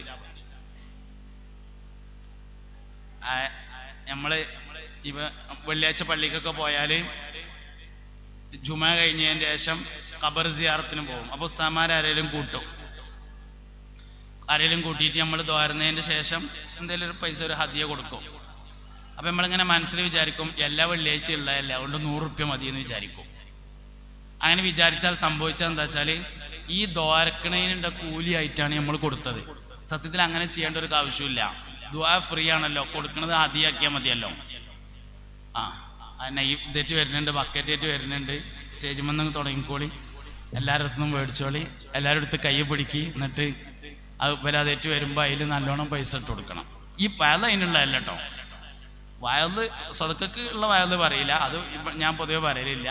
പക്ഷെ ബൽക്കിപ്പോൾ ഇതിന് കുറേ ചിലവൊക്കെ ഉണ്ടല്ലോ, അതിപ്പോൾ എന്തായാലും അടുത്ത് തന്നെ അല്ലേ വാങ്ങാൻ പറ്റുള്ളൂ. അപ്പം അതുകൊണ്ട് അതിനനുസരിച്ച് കുറച്ച് ഉള്ളതിനനുസരിച്ച് അവനാൻ്റെ കഴിവിനെ കുറിച്ച് ഏറ്റവും ബോധം അവനാനാണ് ഉണ്ടാവുക. അപ്പോൾ ഉള്ളതിനനുസരിച്ച് എല്ലാവരും കാര്യമായിട്ട് ആ ബക്കറ്റിൽ സഹായിക്കണം. സ്ത്രീകളും അവരുടെ ഭാഗത്ത് നിന്ന് അതിലേക്ക് കാര്യമായ സഹായം ഉണ്ടായിരിക്കണം എന്ന് പ്രത്യേകമായി ഓർമ്മപ്പെടുത്തും. ഞാൻ ഓലിനെ ഏൽപ്പിക്കാൻ വന്നേക്കിന് എന്നെ പിരിവില്ലല്ലോ എന്ന് ചോദിച്ചിട്ടുണ്ട്. ഇല്ല എന്ന് ഓല് പറയും ചെയ്തിട്ടുണ്ട്. അത് എഴുതിയിട്ട് നിങ്ങൾ കൊടുക്കാതിരിക്കണ്ട, ഓൽക്ക് ഇതിൻ്റെ ചിലവൊക്കെ കൂടി ഒത്തു പോകണം. അതിനനുസരിച്ച് കൊടുക്കുകയും ചെയ്താൽ എന്തായാലും ഇങ്ങോട്ട് ശ്രദ്ധിക്കുകയും ചെയ്യാം. ഞാൻ ഈ പറഞ്ഞ നിങ്ങൾ നല്ലോണം മനസ്സിലാക്കണം. അപ്പോൾ സാധാരണ ചെയ്യണ ഒരു കാര്യമുണ്ട്, ആർക്കെങ്കിലും എന്തെങ്കിലും കൊടുത്തുങ്ങാണ്ട് ദ്വാരക്കാൻ പറയും. ആയിഷ ബീവി റളിയല്ലാഹു അൻഹ ആർക്കെങ്കിലും ഹദിയ കൊടുത്തയക്കുന്ന അടിമയോട് പറയാറുണ്ടായിരുന്നു എന്നാണ്, ഇത് കൊടുക്കുമ്പോൾ അയാൾ ദ്വാരക്കുകയാണെങ്കിൽ തിരിച്ചു ദ്വാരന്നിട്ട് പോന്നാൽ മതി. എന്താ വെച്ചാൽ ഹദിയയുടെ കൂലി വളരെ കൂടുതലാണ്, ദുആന്റെ കൂലി അവിടേക്ക് എത്തൂല. വെറുതെ കൊടുക്കുന്ന സമ്പത്തിൽ ഏറ്റവും കൂലി കിട്ടുന്ന സാധനമാണ് ഹദിയ എന്ന് പറയുന്നത്. അതുകൊണ്ട് ഹദിയയുടെ കൂലി വളരെ കൂടുതലുള്ളതാണ്. സ്വർണം കൊടുത്ത് വെള്ളി വാങ്ങുന്നത് പോലെയാണ് ഹദിയ കൊടുത്ത് ദുആ വാങ്ങല്. ഹബീബിങ്ങളെ, ഞാൻ പറഞ്ഞ നിങ്ങൾക്ക് മനസ്സിലാവുണ്ടോ? ഒരു തമാശ ഉണ്ട്, ഇല്ലാത്തതാണ് തമാശയാണ്, അത് പറയാം. ഒരു ദിവസം വല്യമ്മ ഇങ്ങനെ കുടുക്ക് തുന്നാണ്, ബട്ടൺസ് ഇങ്ങനെ തുന്നാണ്. അപ്പൊ വല്യമ്മാൻ്റെ അടുത്ത് നിന്ന് സൂചി നിലത്തിയാടി. ഇല്ലാത്തതാട്ടോ, ഉള്ളതല്ലേ. ഏത് വല്യമ്മയെന്നൊന്നും ചോദിച്ചു കണ്ട് എൻ്റെ പിന്നാലെ വരണ്ട, ഒരു തമാശ. പക്ഷെ ആ തമാശയിൽ ഒരു കാര്യമുണ്ട്, അതിനിപ്പോൾ നിങ്ങളിത് ശ്രദ്ധിച്ചാലല്ലേ മനസ്സിലാവുള്ളൂ. ഇങ്ങോട്ട് നോക്കി എല്ലാവരും ഇങ്ങോട്ട് നോക്കി എന്നാലല്ലേ. വല്യമ്മ ഇങ്ങനെ ബട്ടൺസ് തുന്നുമ്പോൾ സൂചി നിലത്തിയാടി. അപ്പോൾ വല്യമ്മക്ക് കാഴ്ച രേഷം കുറവുണ്ട്, എങ്ങനെ തിരഞ്ഞിട്ടും കാണാനില്ല. അപ്പോൾ വല്യമ്മ പറഞ്ഞു, എൻ്റെ ആ സൂചിന് കിട്ടുകയാണെങ്കിൽ ഞാൻ പള്ളിക്കൊക്കെ ഒരു പൊന്നിൻ്റെ സൂചി കൊടുക്കാൻ തീർച്ചയാക്കിയാറ്. അപ്പോൾ പേരക്കുട്ടി ഉണ്ടായിരുന്നു അവിടെ. പേരക്കുട്ടി വന്ന് എന്തേ വല്യമ്മ നിങ്ങൾ പറഞ്ഞതെന്ന് ചോദിച്ചു. അതിൽ പറഞ്ഞു, എൻ്റെ ആ പോയ സൂചിന് കിട്ടിയാലേ അതിന് പകരം പള്ളിക്കൊക്കെ ഒരു പൊന്നിൻ്റെ സൂചി കൊടുക്കാൻ തീർച്ചയാക്കിയെന്നാണ് ഞാൻ പറഞ്ഞത്. അതിൽ പേരക്കുട്ടി പറഞ്ഞു, വല്യമ്മ അത് നഷ്ടമാണ് സംഭവം. കാരണം പോയ സൂചി എന്ന് പറഞ്ഞത് ഇരുമ്പാണ്, പള്ളിക്കൊക്കെ നിങ്ങൾ കൊടുക്കാന്ന് പറഞ്ഞ പൊന്നിൻ്റെ സൂചി സ്വർണ്ണാണ്, അത് നഷ്ടാണ് എന്ന് പറഞ്ഞപ്പോൾ വല്യമ്മ പറഞ്ഞു, ചെറുക്ക അത് പള്ളിക്കൊക്കെ കൊടുക്കാനല്ല, എൻ്റെ പോയതിന് കിട്ടാൻ വേണ്ടി പറഞ്ഞതാണ് എന്ന് പറഞ്ഞു എന്നാണ് തമാശ. ഇതിൽ ഒരു സന്ദേശമുണ്ട്. അതെന്താ സന്ദേശം വെച്ചാൽ, നമ്മളടുത്ത് ഇങ്ങനെ ചില പരിപാടികളുണ്ട്, പൊന്നിൻ്റെ സൂചി കൊടുത്തിട്ട് ഇരുമ്പിൻ്റെ സൂചി വാങ്ങണ പരിപാടി. ഹദിയയുടെ കൂലി വളരെ വലുതാണ്. അത് കൊടുത്തിട്ട് ദുആ എന്ന ചെറിയ സാധനം വാങ്ങേണ്ട ആവശ്യമില്ല. പിന്നെ ദുആന്റെ ഇജാബത്ത് എവിടെ കിടക്കുന്നത്? ഇജാബത്ത് വാങ്ങിയോൻ്റെ അടുത്തല്ല, കൊടുത്തോൻ്റെ അടുത്താണ്. കൊടുത്തിട്ട് നമ്മൾ ദ്വാരക്കാണ് വേണ്ടത്. യഥാർത്ഥത്തിൽ ഓൻ ദ്വാരക്കണം കേട്ടോ, അത് ആയിപ്പെട്ടതല്ല, അത് ഉപകാരത്തിനുള്ള പ്രത്യുപകാരം എന്നുള്ള നിലയിലാണ് അവൻ ദുആ ചെയ്യേണ്ടത്. അതേ സമയത്ത് ഇജാബത്ത് കിടക്കുന്നത് കൊടുത്തോൻ്റെ അടുത്താണ്. അതാണ് സ്വതക്കയുടെ പിന്നിൽ ദുആക്ക് ഇജാബത്ത് ഉണ്ടാവും എന്ന് പറഞ്ഞത്. സ്വതക്ക കൊടുത്തവനാണ്. അതുകൊണ്ട് നമ്മൾ അങ്ങനെ തന്നെ കൃത്യമായിട്ട് ചെയ്യണം. ഹദിയക്ക് ദ്വാരക്കാൻ പറയണ്ടെന്നാണ്. ഹദിയ കൊടുക്കുമ്പോൾ ഹദിയ കൊടുക്കൽ മാത്രം ചെയ്താൽ മതി. ദ്വാരക്കൽ അയാളെ വകയാണ്. കിട്ടിയെങ്കിൽ കിട്ടി, കിട്ടിയാലും കുഴപ്പമില്ല, ഇല്ലെങ്കിലും കുഴപ്പമില്ല. നീയത്ത് വെക്കാം, ഇന്ന ആവശ്യത്തിനാണ് ഞാൻ ഈ ഹദിയ കൊടുക്കുന്നത് എന്ന് നീയത്ത് വെക്കണേന് കുഴപ്പമൊന്നുമില്ല. പക്ഷേ സ്വർണത്തിന്റെ സൂചി കൊടുത്തിട്ട് ഇരുമ്പിന്റെ സൂചി വാങ്ങണ പരിപാടി ചെയ്യരുത്. നമുക്ക് അങ്ങനെയൊക്കെ ചില പരിപാടികളുണ്ട്. അതുകൊണ്ട് നാട്ടു നടപ്പാണ്, ശീലമാണ്, നമ്മൾ പരിചയപ്പെട്ടത് അങ്ങനെയാണ്. അതുകൊണ്ട് അങ്ങനെ തെറ്റ് എന്നല്ല കേട്ടോ ഞാനീ പറഞ്ഞത്. നല്ല രീതി അങ്ങനെയല്ല. ഹദിയ കൊടുക്കുക, ഒന്നും ഉണ്ടായിരിക്കുക, ഇതാണ് ഹദിയ കൊടുക്കുമ്പോൾ ചെയ്യാവുന്ന ഏറ്റവും നല്ല രീതി എന്നുകൂടെ സാന്ദർഭികമായി പറയാം. അപ്പൊ ഇങ്ങനെ ദുആക്ക് ഇജാബത്തുള്ള ഒരുപാട് സന്ദർഭങ്ങൾ, സദഖയുടെ പിന്നിലുള്ള ദുആ, ഖുർആനോത്തിന്റെ പിന്നിലുള്ള ദുആ, നിസ്കാരത്തിന്റെ ശേഷമുള്ള ദുആ, ഹജ്ജിന് ശേഷമുള്ള ദുആ, നോമ്പ് തുറന്ന ഉടനെയുള്ള ദുആ, ഭക്ഷണത്തിന്റെ മുന്നിൽ വെച്ചുകൊണ്ടുള്ള ദുആ.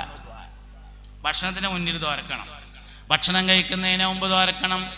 ബിസ്മില്ലാഹി അല്ലാഹുമ്മ ഖവ്വിനി ഫീ ഇബാദതിക വഅഫിനി ഫീ സബീലിക വഖിനി അദാബന്നാർ. ബിസ്മില്ലാ, അല്ലാഹുവിന്റെ പേര് കൊണ്ട് ഞാൻ ഭക്ഷണം കഴിക്കുകയാണ്. അല്ലാഹുമ്മ ഖവ്വിനി ഫീ ഇബാദതിക, പടച്ചോനെ നിനക്ക് ഇബാദത്ത് ചെയ്യാൻ എനിക്ക് നീ ശക്തി നൽകണമേ, അതിനാണ് ഞാൻ ഭക്ഷണം കഴിക്കുന്നത്. വഅഫിനി ഫീ സബീലിക, നിന്റെ മാർഗത്തിൽ എനിക്ക് നീ സൗഖ്യം നൽകണമേ. വഖിനി അദാബന്നാർ, കത്തിത്തിളക്കുന്ന നരകത്തിന്റെ അദാബിനെ തൊട്ട് അല്ലാഹുവേ എന്നെ നീ കാക്കേണമേ. ഇങ്ങനെ ദുആക്ക് ഇജാബത്തുള്ള സന്ദർഭങ്ങൾ, സാഹചര്യങ്ങളൊക്കെ നോക്കി നന്നായിട്ട് ദുആ ചെയ്യണം. ദുആന്റെ എല്ലാ അദബുകളെയും പാലിക്കണം, എല്ലാ മര്യാദകളെയും പാലിക്കണം. മക്കൾക്ക് വേണ്ടി മാതാപിതാക്കളുടെ ദുആ വളരെ പ്രധാനപ്പെട്ടതാണ്. 5 കാര്യങ്ങളാണ് മക്കൾ നന്നാവാൻ മാതാപിതാക്കൾ ചെയ്യേണ്ട കാര്യങ്ങൾ. 5 കാര്യങ്ങൾ. ഒന്നാമത്തെ കാര്യം, ഒരു നല്ല പേരിടണം. ഒന്നാമത്തെ കാര്യം, ഒരു നല്ല പേരിടണം. പേരിനനുസരിച്ചാണ് ഏതൊരാളുണ്ടാവുക. നല്ലൊരു പേര്. നല്ല പേര് പറഞ്ഞാല് കേൾക്കാൻ രസമുള്ളതായിരിക്കണം, ഉച്ചരിക്കാൻ പറ്റുന്നതായിരിക്കണം, ഭംഗിയുള്ള പേരായിരിക്കണം, നല്ല അർത്ഥമുണ്ടായിരിക്കണം, ചരിത്രവുമായി അതിന് ബന്ധമുണ്ടായിരിക്കണം. എന്ത് പേര് എന്നതിനേക്കാൾ പ്രാധാന്യമുണ്ട് ആരുടെ പേര് എന്നതിന്. മനുഷ്യന്മാരെ, ബാക്കിലുള്ളവരെ, മുമ്പിലുള്ളവരെ, ഞാൻ മുന്നിക്ക് മാത്രമേ നോക്കണുള്ളൂ എന്ന് കരുതിയിട്ട് ബാക്കിലുള്ളവർ ഇങ്ങോട്ട് നോക്കാതിരിക്കരുത്. ഇങ്ങോട്ട് നോക്കണം എല്ലാവരും. എവിടുന്നപ്പോൾ ഒരു ഒച്ച കേൾക്കുന്നത്? വളണ്ടിയർമാരല്ലല്ലോ? അല്ല, ഓലല്ല. മൻ്റെ ഒച്ചക്ക് പിന്നെ നമുക്കൊരു പരിഹാരവും ഇല്ല. അതേ സമയത്ത് ആൾക്കാരുടെ ഒച്ചക്ക് പരിഹാരം ഉണ്ടായെങ്കിലല്ലേ പറ്റുള്ളൂ. ശരിയായിട്ടുണ്ട്. ഒരു യാനബി എല്ലാവരും ചൊല്ലി. യാ നബി സലാം അലൈക്കും,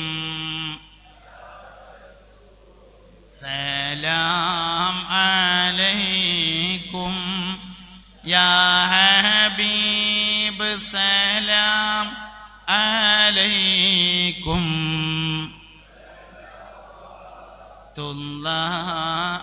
അലൈക്കും. ഒരു വരിയല്ലേ?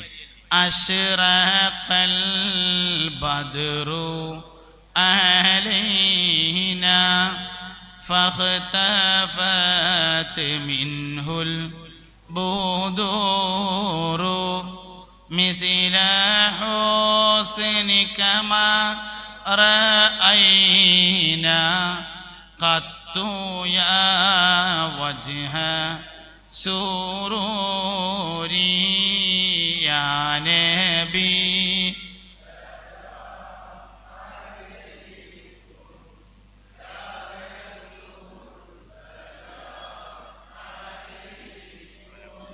യാ ഹബീബ് സലാം അലൈക്കും, സലവാത്തുല്ലാഹ് അലൈക്കും. നോക്കിയെല്ലാരും മുഅ്മിനീങ്ങളെ, 5 കാര്യങ്ങളാണ് മക്കൾ നന്നാവാൻ ചെയ്യേണ്ടത്. അതിലൊന്നിപ്പോൾ ഞാൻ പറഞ്ഞിട്ടുണ്ട്, മാതാപിതാക്കൾ മക്കൾക്ക് വേണ്ടി മനസ്സറിഞ്ഞു തുറക്കണം. പക്ഷെ അത് 5-മത്തേതാണ്. 4 അതിൻ്റെ മുന്നുണ്ട്. ഒന്നാമത്തേത് ഒരു നല്ല പേരിടണം എന്നതാണ്. ഏത് മനുഷ്യനും അവൻ്റെ പേരിനനുസരിച്ചാണ് ഉണ്ടാവുക. ഒരാളോട് എൻ്റെ പേരെന്താന്ന് ചോദിച്ചാൽ മനസ്സിലാവും ബാക്കി എന്തൊക്കെയാണ്. ഏത് മനുഷ്യനും. ഇത് ഞാൻ വെറുതെ പറയല്ല കേട്ടോ. അബൂബക്കർ എന്ന് വാപ്പ പേരിട്ടിട്ടുണ്ടെങ്കിൽ ഏറ്റവും ചുരുങ്ങിയത് ജോയിന്റ് സെക്രട്ടറിയെങ്കിലോ പേര് വളരെ പ്രധാനപ്പെട്ടതാണ്. ഏത് മനുഷ്യനും അവൻ്റെ പേരിനനുസരിച്ചാണ് ഉണ്ടാകുക. അപ്പൊ പേര് പറയാൻ ഭംഗിയുള്ളതായിരിക്കണം, കേൾക്കാൻ ഭംഗിയുള്ളതായിരിക്കണം, നല്ല അർത്ഥമുള്ളതായിരിക്കണം. എന്നാൽ അതിനേക്കാൾ പ്രധാനപ്പെട്ടതാണ് ചരിത്രവുമായി ബന്ധമുണ്ടായിരിക്കണം. എന്ത് പേരാണ് എന്നതിനേക്കാൾ പ്രാധാന്യമുണ്ട് ആരുടെ പേരാണ് എന്നതിനെ. ബദരീങ്ങളുടെ പേരിട്ടു. ബദരീങ്ങളുടെ പേരിട്ടാല് ബദരീങ്ങളെ മയിലുണ്ടാവും. മുഹ്യദ്ദീൻ ഷേഖിന്റെ പേരിട്ടാല് മുഹ്യദ്ദീൻ ഷേഖിനോടാണ് ബന്ധം ഉണ്ടാവുക. ഉമർ റളിയല്ലാഹുവിന്റെ പേരിട്ടാല് അതിനനുസരിച്ചുണ്ടാവും. അലി റളിയല്ലാഹുവിന്റെ പേരിട്ടാല് അതിനനുസരിച്ചുണ്ടാവും. വല്ലിപ്പാന്റെ പേരിട്ടാല് വല്ലിപ്പാന്റെ മയിലുണ്ടാവും. എന്തോ ഒരു അസ്വസ്ഥത നിലനിൽക്കുന്നുണ്ട്. എന്താന്ന് എനിക്ക് മനസ്സിലാവണില്ല. ഈ സദസ്സിൽ ഇപ്പോൾ സംസാരിക്കുന്നത് ആകെ 2 പേരാണ്. ഒന്നൊരു ടീഷർട്ട് ഇട്ട ആളും 2 അതിൻ്റെ അടുത്തിരിക്കുന്ന ആളും. തിരഞ്ഞോക്കണ്ട അങ്ങോട്ട് നോക്കിയാൽ മതി, ഇന്നെ നോക്കിയാൽ മതി. വൈകുന്നേരം എല്ലാവരും വർത്താനം തുടങ്ങിയപ്പോൾ പറഞ്ഞു കഴിഞ്ഞാൽ ഇങ്ങോട്ട് നോക്കിയാൽ എല്ലാവരും. അത് അപ്പം അങ്ങനെയായിരുന്നു എന്ന്, ഇനി അങ്ങനെയൊന്നല്ല. ഞാൻ പറയാൻ തുടങ്ങുന്ന സമയത്ത് അങ്ങനെയായിരുന്നു. അതാണ് ചിലപ്പോൾ നിങ്ങൾക്ക് തോന്നുന്നുണ്ടാവും ഞങ്ങളെല്ലാവരും നോക്കണില്ല എന്നിട്ടോ. പക്ഷെ അങ്ങനെയല്ല, ഞാൻ ഓരോരുത്തരെയും നോക്കുന്നുണ്ട്. അതുകൊണ്ട് എല്ലാവരും ഇങ്ങോട്ട് നോക്കിയിരുന്നാൽ മതി. ഇവിടെ വയലറിയാൻ വന്ന ആൾ ഞാനാണ്, അതുകൊണ്ട് ഇന്നെ നോക്കണം. എന്നാൽ നോക്കിയാൽ മാത്രമേ പറയുള്ളൂ, അല്ലെങ്കിൽ പറയില്ല. അതുകൊണ്ട് ഇങ്ങോട്ട് നോക്കി. അല്ലെങ്കിൽ ഇങ്ങനെ കുറേ ബെയ്ത്തൊക്കെ ചൊല്ലി ആനബിയൊക്കെ ചൊല്ലി സമയം കഴിയുമ്പോൾ ദ്വാരങ്ങാണ്ട് ഞാനാണ് നിർത്തും. അതാണ് ഉണ്ടാകുക. അതുകൊണ്ട് ഇങ്ങോട്ട് നോക്കി എല്ലാവരും നോക്കി. أنت أم أم أب ما رأينا فيهما مثل حسنك قط يا سيدي خير النبي لا إله إلا الله لا إله إلا الله لا إله إلا الله محمد رسول الله. 5 കാര്യങ്ങൾ. 1, നല്ല പേരിടണം. പേര് ആരുടെ പേര് എന്നത് പ്രധാനമാണ്. ബദരീങ്ങളുടെ പേര് നമ്മൾ ഇട്ട് കഴിഞ്ഞിട്ടൊന്നുമില്ല, ഇനിയും കുറെ ബാക്കിയുണ്ട്. സംഗതി 313 ആളുള്ളൂ പറഞ്ഞിട്ട് കാര്യമില്ല. നമ്മൾ ആരും ഇടാത്ത ഒരുപാട് പേര് ഇഞ്ഞു അതിലുണ്ട്.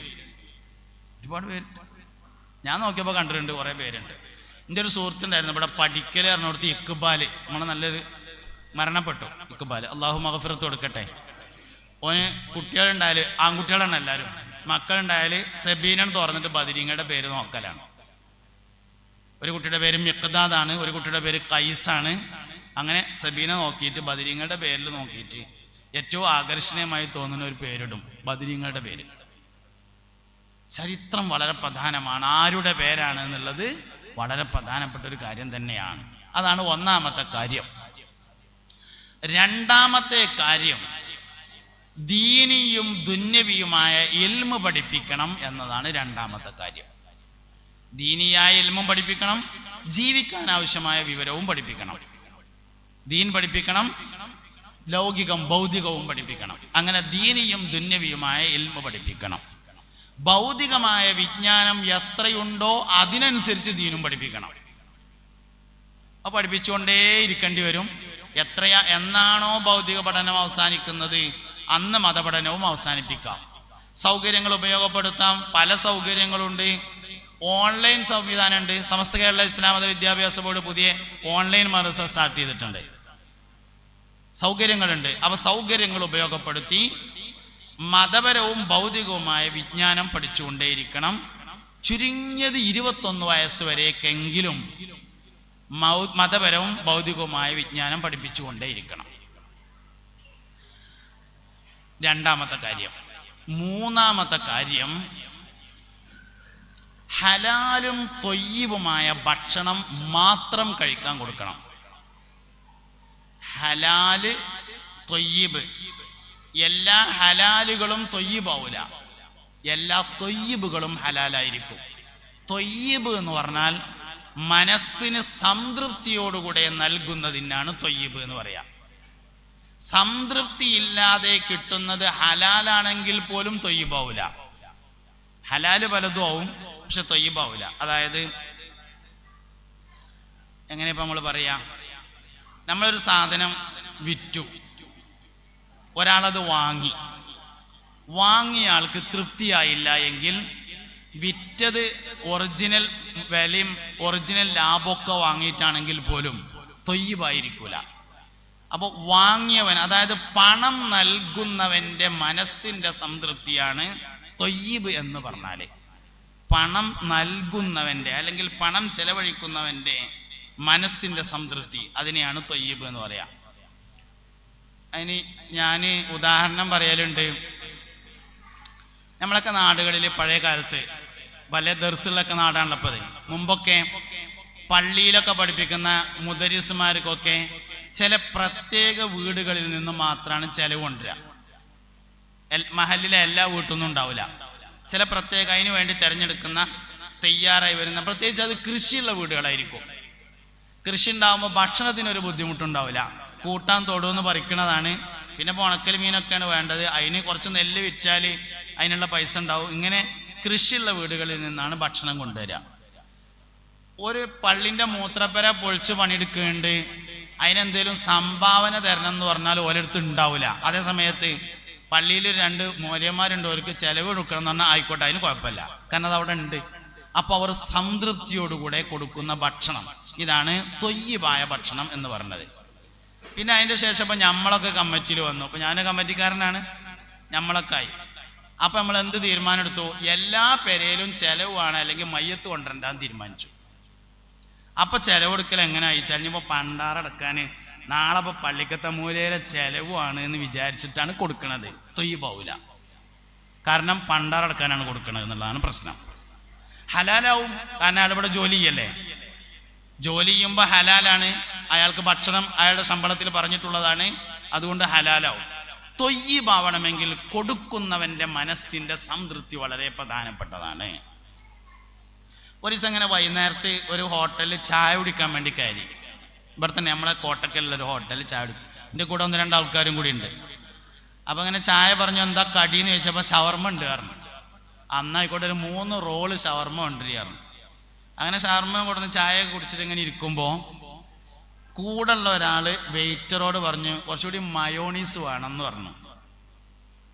അപ്പം അയാൾ 2ാമത് മയോണീസ് കൊടുന്നപ്പോൾ അതിൽ മഴ പെയ്തിട്ട് ചോർന്നിക്കണു.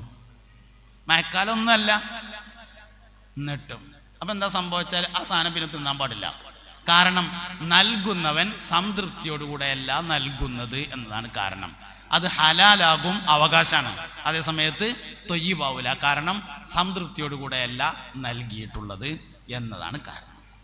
ഇതാണ് ത്വയ്യിബ് എന്ന് പറഞ്ഞ സാധനം, നൽകുന്നവൻ്റെ സംതൃപ്തിയാണ്. 1000 രൂപക്ക് പണിയെടുത്തു, 1500 റുപ്യക്ക് വാശി പിടിച്ചു, ഇല്ലെങ്കിൽ നാളെ ഞാൻ പണിക്ക് വരില്ലായിരുന്നു. നാളെ പണിക്ക് വന്നില്ലെങ്കിൽ മറ്റന്നാൾ കുടിയിരിക്കലാണ്, നടക്കൂല. അപ്പം എന്ത് തീരുമാനിച്ചു? ആയിക്കോട്ടെ 1500 എങ്കിൽ 1500, ആ 500 ത്വയ്യിബാവൂല. എന്താ കാരണം? സംതൃപ്തിയോടുകൂടെ എല്ലാം നൽകിയത്. അതേ സമയത്ത് 1000 രൂപക്ക് പണിയെടുത്തു, 950 മതി എന്ന് പറഞ്ഞു, അല്ലെങ്കിൽ 1000 തന്നെ മതി എന്ന് പറഞ്ഞു. അപ്പോൾ നൽകുന്നവൻ റാഹത്തായിട്ട് കൊടുക്കും, അപ്പോൾ അത് ത്വയ്യിബായിരിക്കുകയും ചെയ്യും. ഇതിങ്ങനെ ബാക്കിയുള്ളതൊക്കെ ഇതിലേക്ക് കണക്ട് ചെയ്ത് മനസ്സിലാക്കുക. നമ്മുടെ ജീവിതത്തിൽ ഒരുപാട് ഹലാലുകൾ ത്വയ്യിബല്ലാതെ പോകുന്നുണ്ട്. ഒരു കാരണവശാലും അങ്ങനെയുള്ള സാധനം ഭക്ഷണമായി ഉപയോഗിക്കാൻ പാടില്ല. ഇതാണ് ഞാൻ പറയുന്ന ആശയം. ഭക്ഷണം പട്ടിണി കിടന്നാലും ശരി ത്വയ്യിബല്ലാത്തത് ഉപയോഗിക്കാൻ പാടില്ല. സ്വന്തമായിട്ട് ഉപയോഗിക്കരുത്, ഭാര്യ സന്താനങ്ങൾക്ക് കൊടുക്കരുത്.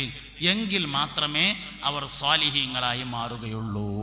അപ്പൊ ഒന്നാമത്തേത് നല്ല പേരിടണം, രണ്ടാമത്തേത് ദീനിയും ദുന്യവിയുമായ ഇൽമ് പഠിപ്പിക്കണം, മൂന്നാമത്തേത് ഹലാലും ത്വയ്യിബുമായ ഭക്ഷണം കൊടുക്കണം, നാലാമത്തെ കാര്യം മാതാപിതാക്കൾ മക്കളുടെ സ്വഭാവത്തെ നന്നാക്കിയെടുക്കണം. അതായത് സ്വഭാവം എന്ന് പറഞ്ഞാൽ പഠിക്കുന്നതല്ല, കണ്ട് മനസ്സിലാക്കുന്നതാണ്. സ്വഭാവം ബുക്ക് വായിച്ചിട്ടൊന്നും നേരാവൂല. സ്വഭാവം എന്ന് പറഞ്ഞ സാധനം കണ്ടുപഠിക്കുന്ന സാധനമാണ്.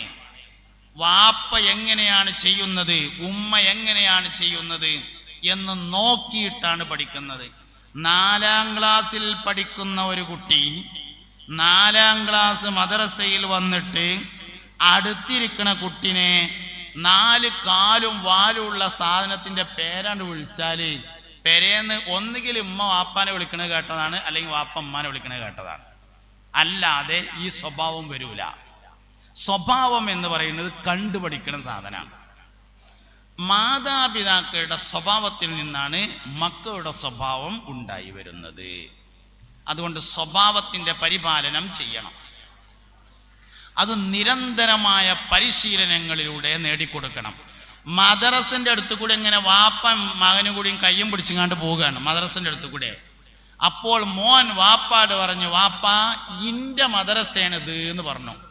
എന്നാൽ വാപ്പ അപ്പോൾ പറയണം, മോനെ ഇന്റെ മദ്രസ എന്ന് പറയരുത്, ഞങ്ങളെ മദ്രസയാണെന്ന്.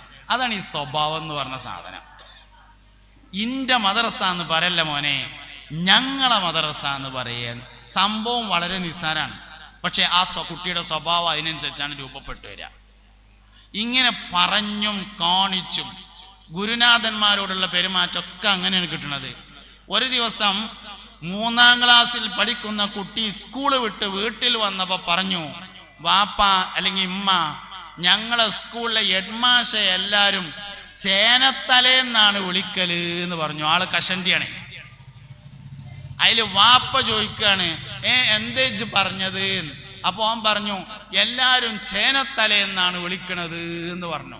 അതിൽ വാപ്പ പറഞ്ഞു, അത് അയാൾക്ക് പറ്റിയ പേരെന്നെയാണ്. ഏത്? ഇവന്റെ സിറാത്ത് പാലം കിടക്കുമ്പോ ഈ കുട്ടി കയ്യമ്മ പിടിച്ചണത്രേ ഓലത്തും. അത് അപ്പ തിരുത്തി കൊടുക്കണം.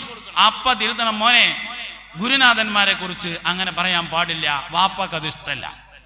അതുകൊണ്ട് ഒരിക്കൽ അത് നിമിഷം തിരുത്തി കൊടുത്തില്ലെങ്കിൽ ആ കുട്ടിയുടെ ജീവിതം മൊത്തം അങ്ങനെ പോവുള്ളൂ. ഗുരുനാഥനെ ഇൻസൾട്ട് ചെയ്ത ആളുടെ ഒജീനം മുടങ്ങും, അവന്റെ ആക്തിപത്ത് ചീത്തയായിരിക്കും. ഗുരുനാഥനെ ചീത്ത പറയുന്ന ആള് സൂപ്പർ മാർക്കറ്റ് തുടങ്ങിയിട്ട് എടുക്കെത്തിയില്ല, കണ്ണടപ്പീട് തുടങ്ങിയിട്ട് എടുക്കെത്തിയില്ല, ഗൾഫ് പോയിട്ട് ഒന്നും ആയില്ല, അരിക്കച്ചവടം ചെയ്തിട്ട് എടുക്കെത്തിയില്ല, റോഡ് പണി എടുത്തു നോക്കി എടുക്കെത്തിയില്ല, കോൺക്രീറ്റ് എടുത്തു എടുക്കെത്തുന്നില്ല, പലയിടത്തും പൈസ കൊടുത്തു അതിന് ഇങ്ങോട്ട് കിട്ടില്ല. അങ്ങനെ ഭക്ഷണം കഴിക്കാൻ വേണ്ടി കടയിൽ നിന്ന് സാധനം വാങ്ങുന്നത് കടമായി വന്നു.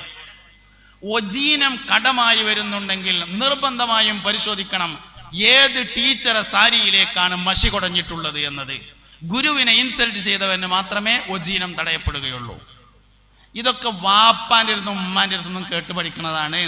അതിനാൽ ഗുരുനാഥന്മാരെ ഇൻസൾട്ട് ചെയ്യുന്ന സ്വഭാവം സമ്മതിക്കാൻ പാടില്ല. മാതാപിതാക്കളുടെ പെരുമാറ്റം കണ്ടാണ് സ്വഭാവം പഠിക്കുന്നത്. 5 സെന്റ് സ്ഥലം അതിലൊരു ചെറിയ പെരിയായപ്പോഴേക്ക് ഉച്ചക്കും രാവിലെയും വൈകുന്നേരം തറവാട്ടിലുള്ള ഉമ്മാനെയും ബാപ്പാനെയും കുട്ടികളെ മുമ്പിൽ വെച്ച് മോശമാക്കി സംസാരിച്ചാൽ ദൂരവ്യാപകമായ പ്രത്യാഘാതം ഇവന്റെ മാതാപിതാക്കൾ അനുഭവിക്കേണ്ടി വരും. നമ്മളെ വാപ്പാനോടും ഉമ്മാനോടും എങ്ങനെ പെരുമാറുന്നു എന്നത് മാത്രമേ നമ്മളെ മക്കളിൽ നിന്ന് തിരിച്ചു ലഭിക്കുള്ളൂ. ചരിത്രത്തിൽ ഏറ്റവും അറിയപ്പെടുന്ന ഒരു മനുഷ്യനായിരുന്നു ബഹുമാനപ്പെട്ട ലുക്മാനുൽ ഹക്കീം റളിയല്ലാഹു അൻഹു. മഹാനായ ലുക്മാനുൽ ഹക്കീം റളിയല്ലാഹു അൻഹു തൻ്റെ മകന് കൊടുത്ത ഉപദേശങ്ങൾ രേഖപ്പെടുത്താൻ വേണ്ടി പരിശുദ്ധ ഖുർആനിൽ ഒരു അധ്യായം നിലവിൽ വന്നിട്ടുണ്ട്, സൂറത്തുൽ ലുക്മാൻ. എന്താ ഈ ലുക്മാന്റെ പ്രത്യേകത? ഈ ലുക്മാന് പ്രായമായ ഒരു ഉമ്മയുണ്ടായിരുന്നു. സയ്യിദുനാ ലുക്മാൻ റളിയല്ലാഹു അൻഹുവിന് പ്രായമായ ഒരു ഉമ്മയുണ്ടായിരുന്നു. എന്നും രാവിലെ ലുക്മാൻ ജോലിക്ക് പോകുമ്പോൾ ഉമ്മയോട് ചോദിക്കും, ഉമ്മ, ലുക്മാൻ നിങ്ങൾക്ക് വേണ്ടിയാണ് ജോലിക്ക് പോണത്, വൈകുന്നേരം വരുമ്പോ ഉമ്മാക്ക് എന്താ കൊണ്ടുവരേണ്ടത് എന്ന് ചോദിക്കും. അപ്പൊ എന്നും ഉമ്മ എന്തേലും ഒന്ന് പറയും, അത് കൊടുന്നു കൊടുക്കും വൈകുന്നേരം വരുമ്പോ. അങ്ങനെ ഉമ്മാക്ക് പ്രായം കൂടി വന്നു. പ്രായത്തിന്റെ അസ്വസ്ഥതകൾ തുടങ്ങി. പ്രായം കൂടി വന്നാൽ സംസാരത്തിനൊക്കെ ചില വ്യത്യാസങ്ങളൊക്കെ വരും. അങ്ങനെ ഉമ്മാക്ക് പ്രായത്തിന്റെ അസ്വസ്ഥത തുടങ്ങി. ഒരു ദിവസം ലുക്മാൻ രാവിലെ ജോലിക്ക് പോകാൻ വേണ്ടി തയ്യാറായിട്ട് ഉമ്മാന്റെ അടുത്ത് എന്നിട്ട് ചോദിച്ചു, ഉമ്മ, ലുക്മാൻ ജോലിക്ക് പോവുകയാണ്, വൈകുന്നേരം വരുമ്പോ ഉമ്മാക്ക് എന്താ കൊണ്ടുവരേണ്ടത് എന്ന് ചോദിച്ചു. അതിൽ ഉമ്മ പറഞ്ഞു, മോനെ, സ്വർഗത്തുനിന്ന് ഒരു പിടി മണ്ണുണ്ട് പറഞ്ഞു. അതിൽ ലുക്മാൻ റളിയല്ലാഹു അൻഹു ഇമ്മാന്റെ കാലിലോട്ടുന്ന ഒരു പിടി മണ്ണെടുത്ത് കൊടുത്തിട്ട് പറഞ്ഞു, ഇതന്നെയാണ് ഉമ്മ സ്വർഗത്തിലെ ഒരു പിടി മണ്ണ്. ലുക്മാൻ ഇന്ന് ജോലിക്ക് പോണില്ല പറഞ്ഞു. ആ മനുഷ്യൻ തൻ്റെ മകന് കൊടുത്ത ഉപദേശം പരിശുദ്ധ ഖുർആൻ രേഖപ്പെടുത്തിയിട്ടുണ്ട്. ആ സൂറത്തിന്റെ പേരാണ് സൂറത്തുൽ ലുക്മാൻ. സ്വന്തം മക്കളെ ഉപദേശിക്കാനുള്ള യോഗ്യത ഉണ്ടാവണമെങ്കിൽ അവനാൻ്റെ അമ്മാനും പാപ്പാനും നോക്കിയിരിക്കണം എന്നതാണ് നിബന്ധന. അതുകൊണ്ട് ചെറിയ കാര്യമായി കാണരുത്. അഞ്ചാമത്തെ വിഷയമാണ് മാതാപിതാക്കൾ മക്കൾക്ക് വേണ്ടി മനസ്സറിഞ്ഞ് ദുആ ചെയ്യണം എന്നത്. പ്രത്യേകിച്ച് ഉമ്മാന്റെ ദുആ മക്കൾക്ക് വളരെ പ്രധാനപ്പെട്ടതാണ്. ഖൈറിന് വേണ്ടി മാത്രമേ ദുആ ചെയ്യാവൂ. ഷെറിന് വേണ്ടി ദുആ ചെയ്യാൻ പാടില്ല. അത് ദുആന്റെ പരിധിയിൽ വരികയും ഇല്ല. ഖൈറിന് വേണ്ടി അഭ്യർത്ഥിക്കുന്നതാണ് ദുആയുടെ പരിധിയിൽ വരുന്നത്. അതുകൊണ്ട് എന്തൊക്കെയായാലും ഖൈറിന് വേണ്ടി മാത്രമേ ദുആ ചെയ്യാവൂ. അങ്ങനെ നമ്മുടെ ജീവിതത്തെ നമ്മൾ ക്രമീകരിച്ച് നമ്മൾ ജീവിക്കുന്നത് നമ്മളെ മക്കൾക്ക് വേണ്ടിയാണ് എന്നുള്ള തിരിച്ചറിവിൽ നിന്ന് ഓല് കേടുന്ന പിന്നെ എന്താ നമുക്ക് ഇവിടെ ഉള്ളത് എന്ന് ചിന്തിച്ച് അങ്ങനെയൊക്കെയുള്ള നല്ല കാര്യങ്ങളിലൊക്കെ നമ്മൾ സമയം ചെലവഴിക്കണം. സർവശക്തനായ അല്ലാഹു റബ്ബുൽ ഇസ്സത്ത് നമ്മളെ എല്ലാവരെയും ഖൈറിന്റെ അഹ്ലുകാരിൽ ചേർക്കട്ടെ. ഒരു ഫാത്തിഹ എല്ലാവരും ഓതി. അൽ ഫാത്തിഹ. അഊദു ബില്ലാഹി മിനശ് ശൈത്വാനിർ റജീം. ബിസ്മില്ലാഹിർ റഹ്മാനിർ റഹീം. അൽഹംദുലില്ലാഹി റബ്ബിൽ ആലമീൻ. അർറഹ്മാനിർ റഹീം. മാലികി യൗമിദ്ദീൻ. إياك نعبد وإياك نستعين اهدنا الصراط المستقيم صراط الذين أنعمت عليهم غير المغضوب عليهم ولا الضالين آمين. ഇവിടെ എന്തെങ്കിലും നടപടിക്രമങ്ങളുണ്ടോ? നല്ലൊരു ആമീൻ പറയാം. അൽഹംദുലില്ലാഹി റബ്ബിൽ ആലമീൻ. اللهم صل على رسولك سيدنا محمد وعلى آل سيدنا محمد. അർഹമുർറഹീമായ റബ്ബേ, ഞങ്ങൾ പറഞ്ഞത് കേട്ടത് ഒരുമിച്ച് കൂടിയത് എല്ലാം നീ സ്വീകരിക്കണേ അല്ലാഹ്. ചെറുതും വലുതുമായ ഞങ്ങളുടെ എല്ലാ തെറ്റുകുറ്റങ്ങളെയും നീ ഞങ്ങൾക്ക് വിട്ടുപുറത്ത് മാഫാക്കണേ അല്ലാഹ്. അർഹമുർറഹീമായ റബ്ബേ, ഇരുലോക വിജയികളിൽ ചേർത്ത് ഞങ്ങളെല്ലാവരെയും അനുഗ്രഹിക്കണേ അല്ലാഹ്. മാലിലും ഔലാദിലും അസ്വാജിലും ബുയൂത്തിലും ഞങ്ങൾക്ക് നീ ബറക്കത്ത് ചെയ്യണേ അല്ലാഹ്. ഖൈറിന്റെ അഹ്ലുകാരിൽ ഞങ്ങളെയും മാതാപിതാക്കൾ ഉസ്താദുമാരെയും ചേർക്കണേ അല്ലാഹ്. ഞങ്ങളുടെ ഉമ്മാപ്പമാര്, ഉസ്താദുമാര്, ബന്ധുക്കള്, ദുആ ചെയ്യാൻ പറഞ്ഞവർ, ഞങ്ങളെ സഹായിച്ചവർ, ഈ നിലയിലെത്തിക്കാൻ വേണ്ടി അധ്വാനിച്ചവർ എല്ലാവർക്കും വലിയ കൂലി നൽകണേ അല്ലാഹ്. അർഹമുർറഹീമായ റബ്ബേ, ഒരുപാട് സ്ഥലങ്ങളിൽ പല സന്ദർഭങ്ങളിൽ ഞങ്ങളോട് ഒരുപാട് ആളുകൾ ദുആ ചെയ്യാൻ വസിയത്ത് ചെയ്തിട്ടുണ്ട്. അവരുടെ എല്ലാ മുറാദുകളെയും ഹാസിലാക്കണേ അല്ലാഹ്. ഞങ്ങളുടെ ശരീരത്തിൻ്റെയും മനസ്സിൻ്റെയും എല്ലാ രോഗങ്ങളെയും ശിഫയാക്കണേ അല്ലാഹ്. ഒരുപാട് ആളുകൾ ഈ പരിപാടിക്ക് മനസ്സുകൊണ്ടും ശരീരം കൊണ്ടും സമ്പത്ത് കൊണ്ടും സഹായിച്ചിട്ടുണ്ട്. അവരുടെ എല്ലാ മുറാദുകളെയും ഹാസിലാക്കണേ അല്ലാഹ്. പടച്ചോനെ, ഈ സ്ഥാപനത്തിന്റെ പൂർവ്വ വിദ്യാർത്ഥികളാണ് കാര്യമായി ഈ പരിപാടിയുടെ മുൻപന്തിയിലുള്ളത്. അവരുടെ ജോലികളിൽ, വരുമാനങ്ങളിൽ ബറക്കത്ത് നൽകണേ അല്ലാഹ്. പ്രത്യേകിച്ച് വിദേശത്തുള്ള ഞങ്ങളുടെ സഹോദരങ്ങൾക്ക് നീ ഖൈറ് നൽകണേ അല്ലാഹ്. പടച്ചോനെ, അവരുടെ സംഭാവനകൾ, സഹായം കൊണ്ടാണ് ഞങ്ങളുടെ പല ദീനീ പ്രവർത്തനങ്ങളും നടന്ന് മുന്നോട്ട് പോകുന്നത്. അവർക്ക് നീ സലാമത്തും ബറക്കത്തും നൽകി അനുഗ്രഹിക്കണേ അല്ലാഹ്. ദീർഘായുസ്സും ആഫിയത്തും നൽകണേ റഹ്മാനെ. പടച്ചോനെ, രോഗശമനത്തിന് വേണ്ടി ദുആ ചെയ്യാൻ ഒരുപാട് ആളുകൾ ആവശ്യപ്പെട്ടിട്ടുണ്ട്. ഞങ്ങൾക്കും അവർക്കും പരിപൂർണമായ രോഗശമനം നൽകണേ അല്ലാഹ്. ശരീരത്തിൻ്റെയും മനസ്സിൻ്റെയും രോഗങ്ങളെ ശിഫയാക്കണേ അല്ലാഹ്. പടച്ചോനെ, ഉള്ളിലും പുറത്തുമുള്ള എല്ലാ രോഗങ്ങളെയും ശിഫയാക്കണേ അല്ലാഹ്. അധ്വാനിച്ച സമ്പത്ത് മുഴുവൻ ചെലവഴിച്ചാലും മരണത്തിന് കീഴടങ്ങേണ്ടി വരുന്ന രോഗങ്ങളെ തൊട്ട് സലാമത്തിലാക്കണേ അല്ലാ. അപകട മരണങ്ങളെ തൊട്ട് കാത്തുരക്ഷിക്കണേ അല്ലാ. പെട്ടെന്നുള്ള മരണങ്ങളെ തൊട്ട് ഞങ്ങളെ എല്ലാവരെയും കാത്തുരക്ഷിക്കണേ അല്ലാ.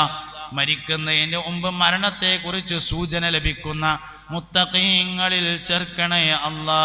മരിക്കുന്നതിന് മുമ്പ് മനസ്സറിഞ്ഞ് തൗബ ചെയ്യാൻ ഞങ്ങൾക്ക് നീ അവസരം നൽകണേ അല്ലാ.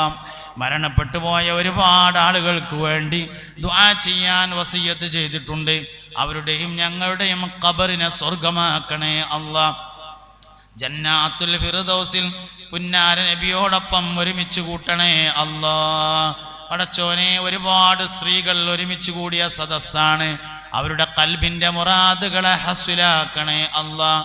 വിധവകൾക്ക് സ്വബർ നൽകണേ അല്ലാ. ആണും പെണ്ണുമായ ഞങ്ങളുടെ മക്കൾക്ക് അനുയോജ്യരായ ഇണകളെ നൽകണേ അല്ലാ. മക്കളെ സ്വാലിഹീങ്ങളിൽ ചേർക്കണേ അല്ലാ. ഞങ്ങൾക്കും മക്കൾക്കും നാഫിയായ ഇൽമ് നൽകണേ അല്ലാഹുവേ.